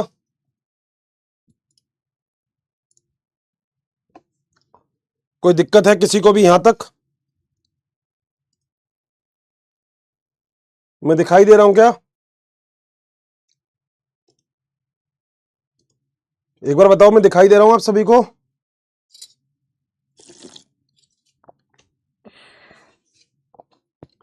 दोस्तों क्या मैं सभी को दिखाई दे रहा हूं, सारे बच्चों को? हाँ ठीक है, आ जाओ फिर आगे। सर समसूत्री का महत्व नहीं बताए, आप बता तो दिया बेटा। सर अरे मैं तो बता तो दिया, अबे बता तो दिया, क्या पागल हो जाते हो क्या? क्यों पड़े हो चक्कर में? कोई नहीं है, हर्षित सर नहीं तुम्हारी टक्कर में बेटा। अर्धसूत्री में एग का निर्माण होता है, हाँ बेटा एग का, और ये सब कुछ। पीरियोडिक टेबल क्यों सुनाऊं भाई? माइटोसिस में क्रोमेटिड में हो जाता है, बताता हूं, ये बताता हूं। कैरियोकाइनेसिस 2 का होमवर्क करा दो, ये भी मैं ही करवाऊं, ये भी मैं ही करवाऊं, कुछ तो तुम किया करो। राइबोसोम कैसे और किस विभाजन के द्वारा? राइबोसोम कैसे और किस विभाजन के द्वारा? राइबोसोम का निर्माण तो केंद्रिका करती है, तो उसमें विभाजन का कोई मतलब ही नहीं है, क्योंकि राइबोसोम का निर्माण कौन करता है? केंद्रिका करती है, तो वो विभाजन कहां से आ गया? सर कल का कैरियोकाइनेसिस की दूसरी सेल बना दो, वो तुम मेरे से ही करवाओ सारी। सेल डिवीजन क्यों इंपॉर्टेंट है? क्योंकि ये नहीं होगा तो युग्मक नहीं बनेंगे, ये नहीं होगा तो तुम छोटे से बड़े नहीं होंगे। समसूत्री विभाजन में डीएनए रेप्लिकेशन की संख्या पता करने के लिए सूत्र तुम खुद ही कर लो ना। डीएनए एक बार डबल होगा समसूत्री विभाजन में, कोई दिक्कत ही नहीं है, वो भी एस प्रावस्था में होगा। जौनपुर में टीडी कॉलेज है, मुझे नहीं पता। सभी जगह एआईआर तो सेम होती है, फिर पॉल्यूशन अलग अलग क्यों होता है? क्योंकि बेटा हवा का चलना भी तो इंपॉर्टेंट है। जैसे जिस जगह पे मैं रहता हूं वो जगह है अरावली, अब अलवर चारों तरफ अरावली की पहाड़ियों से घिरा हुआ है, तो यहां पे पॉल्यूशन तो होगा मगर इतना नहीं होगा, क्योंकि अगर कहीं से भी पॉल्यूशन होगा तो हवा क्या है, थोड़ी भारी होती है पॉल्यूशन वाली, तो वो क्या होती है, पहाड़ से टकरा जाएगी। तो ऐसा नहीं है, यूं थोड़ी कूद के आएगी, यूं ऐसे नहीं आते, ठीक है। यूपी 25 बिसली आओ कभी सर प्लीज। बिल्कुल दोस्त आएंगे यार, ऐसी क्या बात है। सर माइटोसिस और मियोसिस में छोटा सा रिलेशन बता दो, अभी बता देते हैं। न कोई दुविधा न कोई मसाला, ओमनिस सेलुला ई सेलुलाला। होश में आओ अभिजीत। अरे अभिजीत कहां है वो टक्कर में? नाटकीय अवस्था किसे कहते हैं? बेटा नाटकीय अवस्था का मतलब तुम खुद सोचो, केंद्रक गायब हो रहा है, क्रोमेटिन संगठित होकर गुणसूत्र बन रहा है, नाटक नहीं चल रहा है, तो इसलिए हम इसे नाटकीय अवस्था कहते हैं। सेल डिवीजन क्यों जरूरी है? क्योंकि बेटा ये नहीं होगा तो कुछ भी नहीं होगा। रिसेंट देख लो, नस्ले में ओमनिस सेलुला बताया है, डीपीपी में दिया गया है। नस्ले नहीं बेटा, तुम तो डीपीपी में हो सकता है क्वेश्चन गलत आ गया हो, कोई बात नहीं, तुम्हारा आंसर तो रुडोल्फ विर्चो ही रहेगा, नस्ले नहीं रहेगा। ओनियन की भी कोशिका विभाजित होती है बेटा, सारी कोशिका विभाजित होती है, कुछ अपवाद छोड़ के। अब ये थोड़ी है प्याज है तो विभाजित नहीं होगा, कैसी बात कर रहा है? नहीं तो प्याज छोटू सा ही रहता है एक कोशिका का, प्याज इतना बड़े बड़े प्याज आते हैं, कैसे हो गए? क्योंकि वे विभाजित हो रहे हैं। एसएसएस जीजीजीजीएम, हाँ। हाइट बढ़ने के लिए क्या करें? कुछ नहीं करो बेटा, हाइट बढ़ने के लिए क्या करो? ऐसे लटको। बाकी बेटा क्या दिक्कत आ रही है? जितनी हाइट भगवान ने बड़ी कर दी है, ठीक है ना, तुम काहे टेंशन लेते हो? बहुत है बेटा हाइट, कोई दिक्कत नहीं होती। तुम्हें कुछ ऐसे देखो, लट्टू अगर खराब हो गया तो जरूरी थोड़ी है लट्टू को ऐसे ही सही करोगे। अगर लट्टू मान लो खराब हो गया तो चेयर पे खड़े होकर लट्टू सही कर दो, जरूरी थोड़ा है कि वैसे ही सही करोगे, बस। सीड कॉन्सेप्ट क्या है? सीड कॉन्सेप्ट बेटा पूरी लाइन लिखा करो तब तो समझोगी। सर प्लीज अब क्वेश्चन, हाँ करवा रहा हूं बेटा, करवा रहा हूं। सर एनसीईआरटी में क्या पॉइंट आगे पीछे क्यों दिया गया है? एनसीईआरटी समझ में नहीं आता, कोई बात नहीं बेटा, एनसीईआरटी जो हमने पढ़ा है वो है ना। अभिजीत तू शांत हो जा, माफ करना सर आपसे मियोसिस सेकंड वाला पार्ट छूट गया, कोई बात नहीं बेटा, आप कर लेना रिवीजन में। सर बबतपुर एयरपोर्ट से निकलने ही जौनपुर का करंट लोकेशन बता दीजिएगा। बहुत बढ़िया बात है, बताएंगे। कोलचिसिन का क्या काम है? अच्छा पढ़ना चाहते हो कोलचिसिन? सही में? अच्छा देखो, कुछ बच्चे ऐसे होते हैं, मतलब अच्छी बात है, मतलब मेरे को दिक्कत नहीं है, बट मुझे लगता है कि जैसे ये जो चीजें कुछ बच्चे पूछते हैं ना, मुझे लगता है कि ये पूछना पता नहीं क्यों पूछते हैं। मतलब बढ़िया चीज है, अगर ये पूछ रहे हैं तो अच्छी चीज है, मतलब मैं तो ये चीज कहूंगा, मगर आएगा नहीं बेटा, काम में नहीं आएगा। मतलब कुछ चीजें होती है जो समसूत्री विष होते हैं, जैसे साइनाइड, राइबोन्यूक्लियोटाइड, ये समसूत्री विष है, तो उसमें ही एक एग्जांपल तो है कॉलचिसिन। बढ़िया है, तू पढ़ के आया फसाना, मगर एनसीईआरटी में नहीं है तो मत पढ़ यार, बहुत एक्स्ट्रा हो जाएगा। मैंने वैसे ही बहुत एक्स्ट्रा पढ़वा दिया, ठीक है। क्योंकि कुछ चीज ऐसी होती है जो समसूत्री विभाजन को रोकते हैं, उसे समसूत्री विष कहते हैं, ठीक है। इनफ एज प्रीमेटिक फैक्टर क्या होता है? इसका कराया क्या है? पता नहीं बेटा, क्या पूछते हो? उपांति भवन का मतलब होता है काइएज्मेटा का खत्म हो जाना। काइएज्मेटा का मतलब होता है जो एक्स के समान संरचना दिखाई देती है उसे काइएज्मेटा कहते हैं, ठीक है, काइएज्मेटा। इसका अर्थ जाना, उपांति भवन होता है। इंट्राकाइनेसिस को रेस्टिंग फेज नहीं कहते बेटा, रेस्टिंग फेज बोल सकते हो इंटर फेज को, मगर होती नहीं है ना रेस्टिंग। पहले हमको लगता था उसमें कोशिका विभाजन कर ही नहीं रही है तो खाली बैठी है, मगर आपको पता है खाली का बैठी है। जीवन में कितना काम होता है, एस में कितना है, G2 में कितना है। ठीक है सर, बुआओ क्या बुआओ, माफ करना सर, ये हो गया बेटा, वापस हो गया। ठीक है बेटा, अब तो कोई डाउट नहीं है।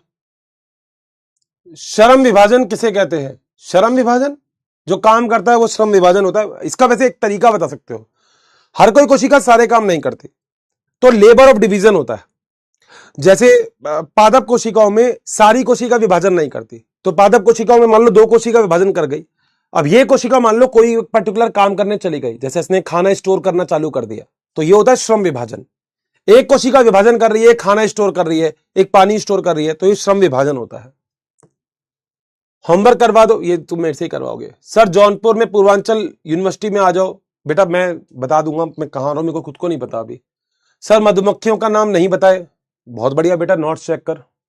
Apis dorsata, Apis indica, Apis mellifera, Apis florea, 4 मधुमक्खी बताई थी। सर टेलीग्राम पर ज्वाइन कैसे होना है? हो जाओ। पतलू और बॉडी कैसे बनाए? मुझे नहीं पता। आलू विभाजित होता है? सब होता है बेटा। G1 G0 नहीं, ये नहीं होगा, G0 बाहर चले गया कोशिका विभाजन से, तो ये गलत हो गया। सर मैंने डायग्राम को कितनी आसानी से समझाओ ताकि मुझे डायग्राम के सभी चीजें याद हो, पढ़ते रहो। UP66 क्या है बेटा, मैं जानता ही नहीं। अगर कोशिका विभाजित होने पर 128 कोशिका बनती है तो उसको समसूत्री विभाजन की जरूरत होगी, बिल्कुल। 1 से 2 कोशिका बन रही है तो n बराबर 2 कर दो, n की पावर 2 कर दो, तो 1 से 2 बन रही है तो बस उसको मल्टीप्लाई करते जाओ। सर प्याज के बारे में नहीं बताया, कुछ जानना भी नहीं है। प्याज के अंदर 16 गुणसूत्र होते हैं कोशिका में, बस इतना ही जानना है। ठीक है, बहुत थैंक यू भाई। सबसे पहले लिविंग सेल किसने देखी थी? क्योंकि डीपीपी में नजेली है, कोई बात नहीं, उसको काट दो और आपकी एनसीईआरटी के अकॉर्डिंग ल्यूवेनहॉक पे टिक कर दो। ठीक है, कई बार बता चुका हूं, मत पूछना है वापस। सर कौन कौन से लाइन वहीं पढ़ाए है एनसीईआरटी का? एनसीईआरटी की एक लाइन में मैंने आपको गड़बड़ बताई है, तो आप बता भी दिया कि डायग्राम के अकॉर्डिंग अपन क्या लिखेंगे अब। ठीक है, क्या बिना सेल डिवीजन के डीएनए प्रतिकृति करता है? बिल्कुल हो सकता है, मैंने बोला था कई बार ऐसा भी होता है कि केवल केंद्रक विभाजन होता रहता है, तो वहां पे तो डीएनए प्रतिकृति करता ही रहेगा। बिल्कुल सही है, टेलीग्राम बता दिया, ये तो हो ही गए पहले, ये तो वापस आ गया। ठीक है भाई, डन है, बता दो। मजा आ गया, बोला था तुमसे बस मेरे साथ साथ बस पूरा चैप्टर पढ़ लेना।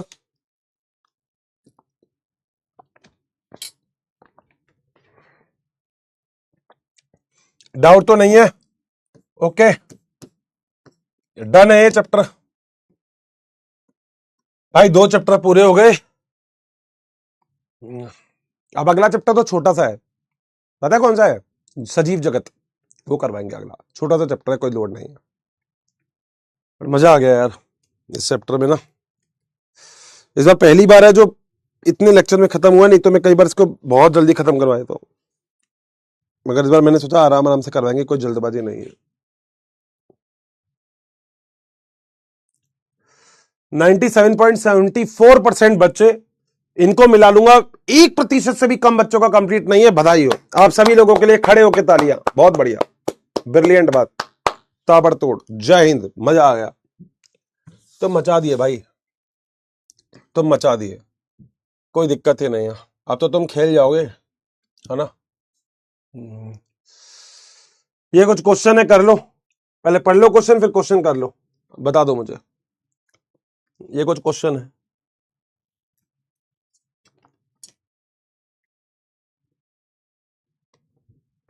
चैट बॉक्स खोल दिया आपका।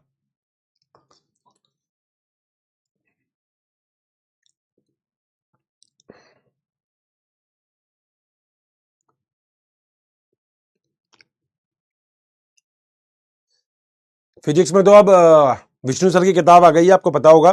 ठीक है, और बढ़िया तरीके से बता, देखो सिलेक्शन के लिए सबसे इंपॉर्टेंट यही होता है कि आपको जहां पे सब कुछ मिल जाए। ठीक है, सो जहां पे सब कुछ मिल जाए वो इंपॉर्टेंट है। ठीक है, और उस किताब के बारे में सबसे बड़ी खास बात यह है कि अब आपको इधर उधर भटकने की जो बात होती है ना, यहाँ से क्वेश्चन वहां से क्वेश्चन, वो करने की जरूरत नहीं है, अब इजिली आपको सब कुछ मिल जाएगा। ठीक है, नमस्कार भाई, नमस्कार। अंतरावस्था की G-S और G1 अवस्था के बाद केंद्रीय विभाजन की प्रथम अवस्था पूर्वावस्था है। पूर्वावस्था की पहचान गुणसूत्रीय पदार्थ के पृथक्करण के प्रारंभ से होती है। बताओ, अच्छा पोल नहीं दिया क्या? कोई नहीं, पोल ऐसे ही कर लो ना, पोल दो क्या? लो भाई पोल लो, पोल लो, पोल लो, पोल लो, पोल लो बेटा, पोल लो।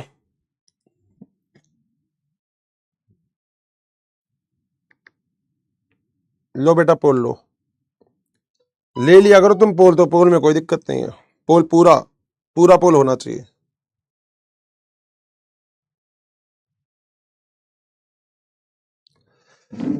अंतरावस्था की इसके बाद प्रथम अवस्था पूर्वावस्था है, बिल्कुल सही बात है। पूर्वावस्था की पहचान गुणसूत्र के अलग पृथक्करण से होती है, यह भी सही बात है, सही व्याख्या करता है, आंसर ए हो जाएगा। 60% बालक सही है। 100% में काम करो ना, एक क्वेश्चन देता हूं जिसमें 100% आना चाहिए।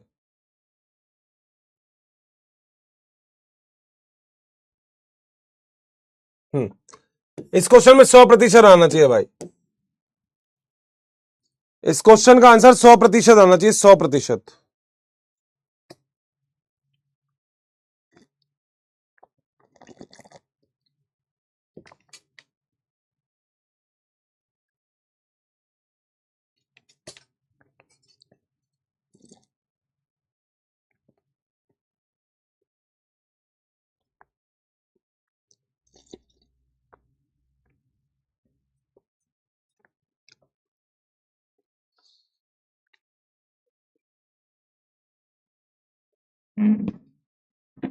दोनों ही चीजें सही है, क्योंकि जीन विनिमय में क्या होता है, आनुवंशिक पदार्थ का आदान प्रदान होता है, जो कि समजात गुणसूत्र की नॉन सिस्टर क्रोमेटिड में होता है।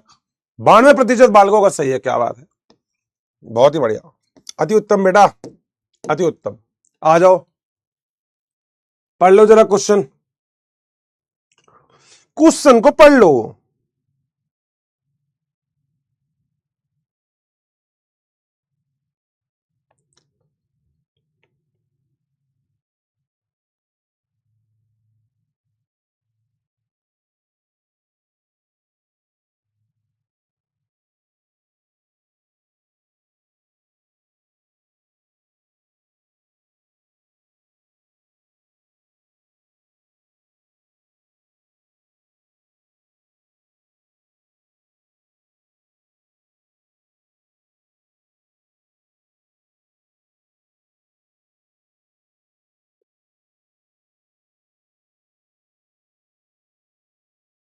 आंसर आ गया, दो पोल लो भाई। केंद्रक झिल्ली कब गायब होती है, पूर्वावस्था में, तो बी का थर्ड हो जाएगा, बी का थर्ड आंसर आ ही गया बेटा, मैंने तो एक ही चीज की है। स्टॉप करो और बी कर दो। पोल ही नहीं किया क्या, क्या चक्कर हो गया, पोल नहीं किया क्या? पोल नहीं जा रहा तो वहीं पे मैसेज लिख दो सीधा, कोई दिक्कत नहीं है ना? अगर पोल नहीं जा रहा तो सीधा मैसेज कर दो, कोई दिक्कत नहीं है।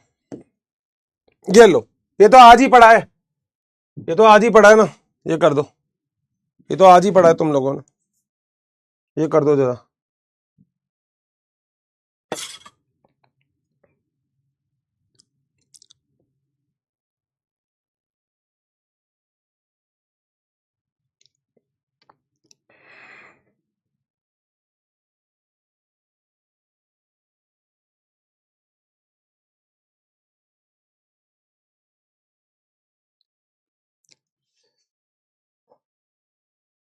सोलह आंसर आएगा। अब देखो कुछ कुछ बच्चों को ये भी याद नहीं होगा, देखो देख लो, आज पढ़ा है तो ही याद नहीं है, देखो मैंने नीट भी डाला था उसके अंदर, तो फिर भी याद नहीं है, कोई बात नहीं। संश्लेषण के दौरान डीएनए की मात्रा कितनी हो जाती है, बता दो।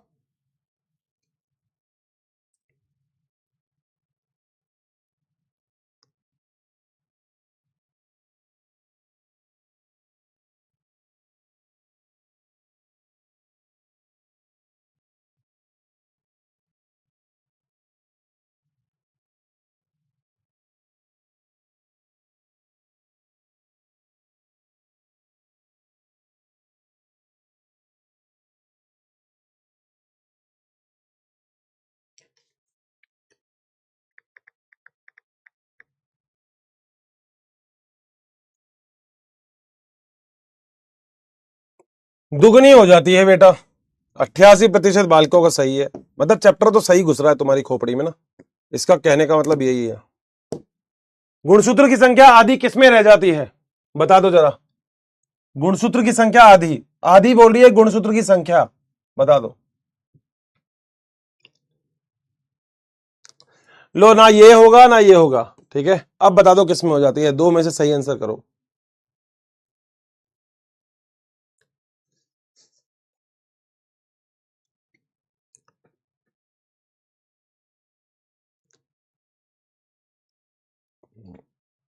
चैप्टर तो हो गया होगा ना बेटा तैयार?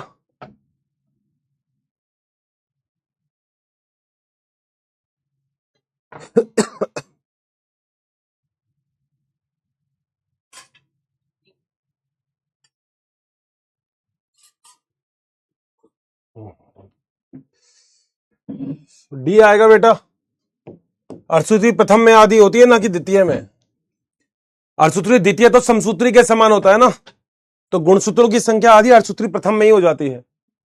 46 के 23 23 याद आ गया होगा। बस इतना ही है। बताओ भाई, ये तुम्हारा लेडर बोर्ड है, लेडर लीडर जो भी है। संजना, मीन, मोहित शौर्या, परवीन, मीना, जिम्पी, अशोक धाकर, डॉक्टर जेपी चौधरी जी, हर्षित सोनी। बेटा सोनी की स्पेलिंग SONI नहीं होनी चाहिए, सोनी ये तो टीवी वाला सोनी है। कामिनी, प्राची और खुबेब आलम। बताओ भाई, डन है? यहां तक मजा आ गया, सब चीजें बहुत बढ़िया, शानदार। चलो 5 मिनट के लिए एक वीडियो कॉल कर देते हैं, बोल देते हैं वीडियो कॉल के लिए हो जाता है तो कोशिश पूरी पूरी रहेगी।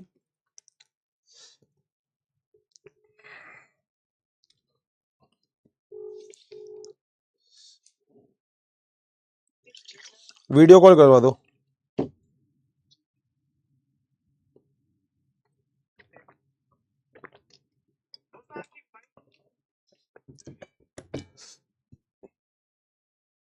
कैसा रहा ये चैप्टर, मजा आ गया क्या?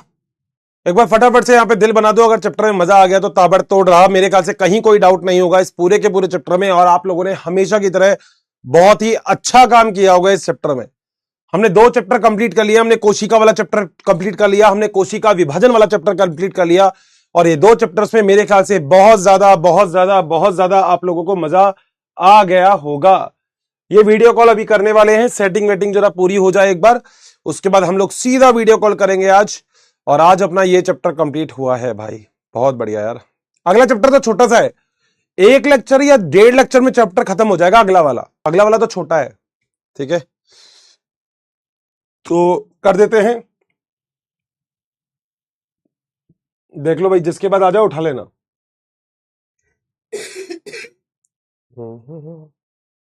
टेन टेन कर दिया है मैंने कॉल। जिनके पास कॉल आ जाए कृपया करके फोन को रिसीव करें, उठा लें फोन। कोई है यहां पर?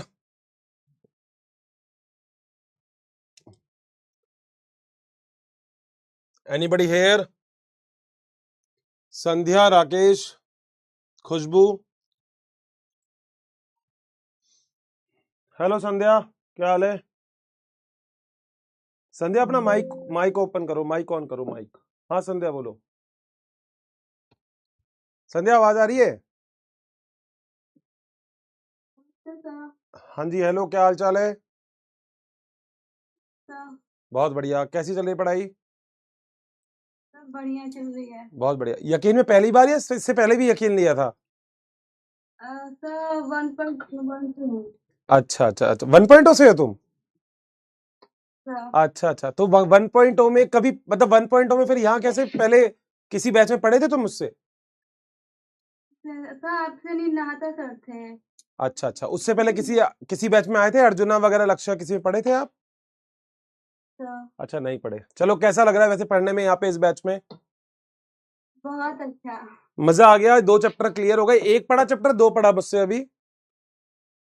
सब पूरा क्लियर है। बॉटनी सबसे अच्छा चैप्टर है मेरा। बहुत ही सही है। कहाँ से बात कर रही हो तुम? सर गाजीपुर। कहाँ से? गाजीपुर। गाजीपुर। कहाँ है गाजीपुर ये? सर यूपी में ही है। अच्छा यूपी में, चलो बढ़िया है बढ़िया है, चलो समझ में आना चाहिए, वो सबसे इम्पोर्टेंट है। बॉटनी समझ में आ रही, बोर तो नहीं हो जाती ना क्लास में? नहीं सर। अच्छा बस ठीक है, मैंने कहा बोर नहीं होने चाहिए, बस पढ़ाई करते करते बोर नहीं होने चाहिए, बाकी बस सब चल रहा है तो बढ़िया है बढ़िया है। क्या गर्मी ज्यादा हो रही है क्या? बिना पंखा चलाए पढ़ रही हो क्या तुम?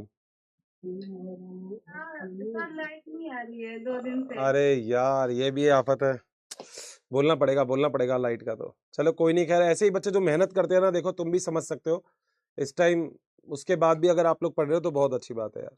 चलो thank you Sandhya, thank you so much. Thank you so much. Okay bye bye, take care. हाँ जी, और कौन है अभी?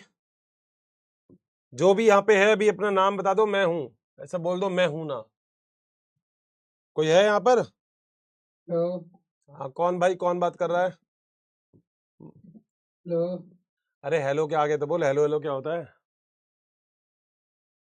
खुशबू। हाँ भाई तेरी फोटो नहीं आ रही, कौन कौन बात कर रहा है? काजल खुशबू दो ही आ रहे हैं, काजल खुशबू में से किसकी लड़कों जैसी आवाज है? भाई कौन बात कर रहा है? हेलो।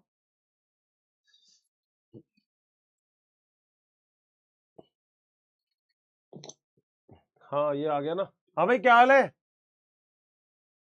नमस्कार। अरे नमस्ते। अबे तूने नाम खुशबू क्यों लिख रखा है? खुशबू कौन है?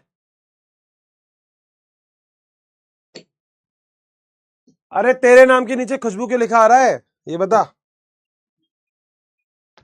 नमस्ते सर। नमस्ते नमस्ते भाई, कहाँ से बात कर रहा है? हेलो। कासगंज यूपी। यूपी से, चल बढ़िया बढ़िया बढ़िया। और ये मैं कह रहा हूँ वीडियो के पीछे नीचे खुशबू नाम क्यों लिखा आ रहा है बेटा? अरे मेरे बहन का नाम है। अरे बेटा मैं कहूँ खुशबू, लड़का खुशबू कैसे हो सकता है? चल कोई नहीं, बढ़िया बढ़िया। दोस्त कैसा लग रहा है पढ़ने में? बढ़िया, मजा आ रहा है? हाँ मजा आ रहा है सर। बॉटनी, से अच्छा लग रहा है। बॉटनी में बोर हो गया क्या, या मस्त चल रही है बॉटनी?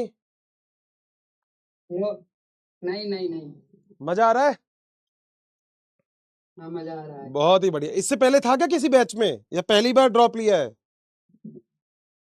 नहीं पहले था, सेकेंड 2 पॉइंट में था 2025 पिछले, तब नाटा सर से पढ़ा। अच्छा अच्छा अच्छा अच्छा अच्छा, चलो बहुत बढ़िया बहुत बढ़िया। नाटा सर मेरे बहुत अच्छे मित्र है, बहुत बहुत बहुत ज्यादा अच्छे, अच्छे वाले मित्र है, मतलब समझ रहे हो, अच्छे वाले। ठीक है, मैं नाटा सर से कई बार बोल देता हूँ, मैंने कहा बच्चे कई बार मिलते हैं तो यूं कहते हैं हट से नाटा सर से भी कभी पढ़े थे, तो मैंने कहा बस मजा आ गया, मैंने कहा पूछ लेना। तो नाटा सर कहते हैं नहीं मगर बच्चे बोलते हैं बढ़िया पढ़ा रहे सर, तो चलो बड़ा ही अच्छी लगती है यार ऐसे सुनने में आ जाए। नहीं सर अच्छा पढ़ाते हो आप भी। नहीं यार बस बढ़िया है यार। वैसे तेरा नाम क्या है दोस्त, नाम क्या है तुम्हारा? खुशबू तो नहीं होगा? कट गया क्या? चलो कोई नहीं। हाय काजल, काजल आवाज आ रही है? हाय अलोन, अलोन, ये क्या क्या नाम रखते हो तुम, कहाँ से नाम रखते हो? पता नहीं इतने अच्छे अच्छे नाम होते हैं, नाम कहाँ से रखते हो? हाँ जी, कहाँ से बात कर रहे हैं अलोन? नमस्ते भाई नमस्ते, कहाँ से बात कर रही हो? यूपी। यूपी यूपी से? यूपी में कहाँ से? प्रयागराज। प्रयागराज तो गया हूँ मैं एक बार, प्रयागराज तो गया हूँ, पीडब्ल्यू के ऑफिस ही गया था मैं सेमिनार करने के लिए, 2-3 साल हो गए। संगम भी गया था, संगम भी है ना? Yes sir. हाँ, और कैसी चल रही है पढ़ाई? अच्छी चल रही है बढ़िया। इससे पहले किसी बैच में थे? जी। अगले बार ही थे 2.0 में। अच्छा 2.0 में थे, चलो ठीक है। तो अब कैसा, मजा आ रहा है नहीं आ रहा है?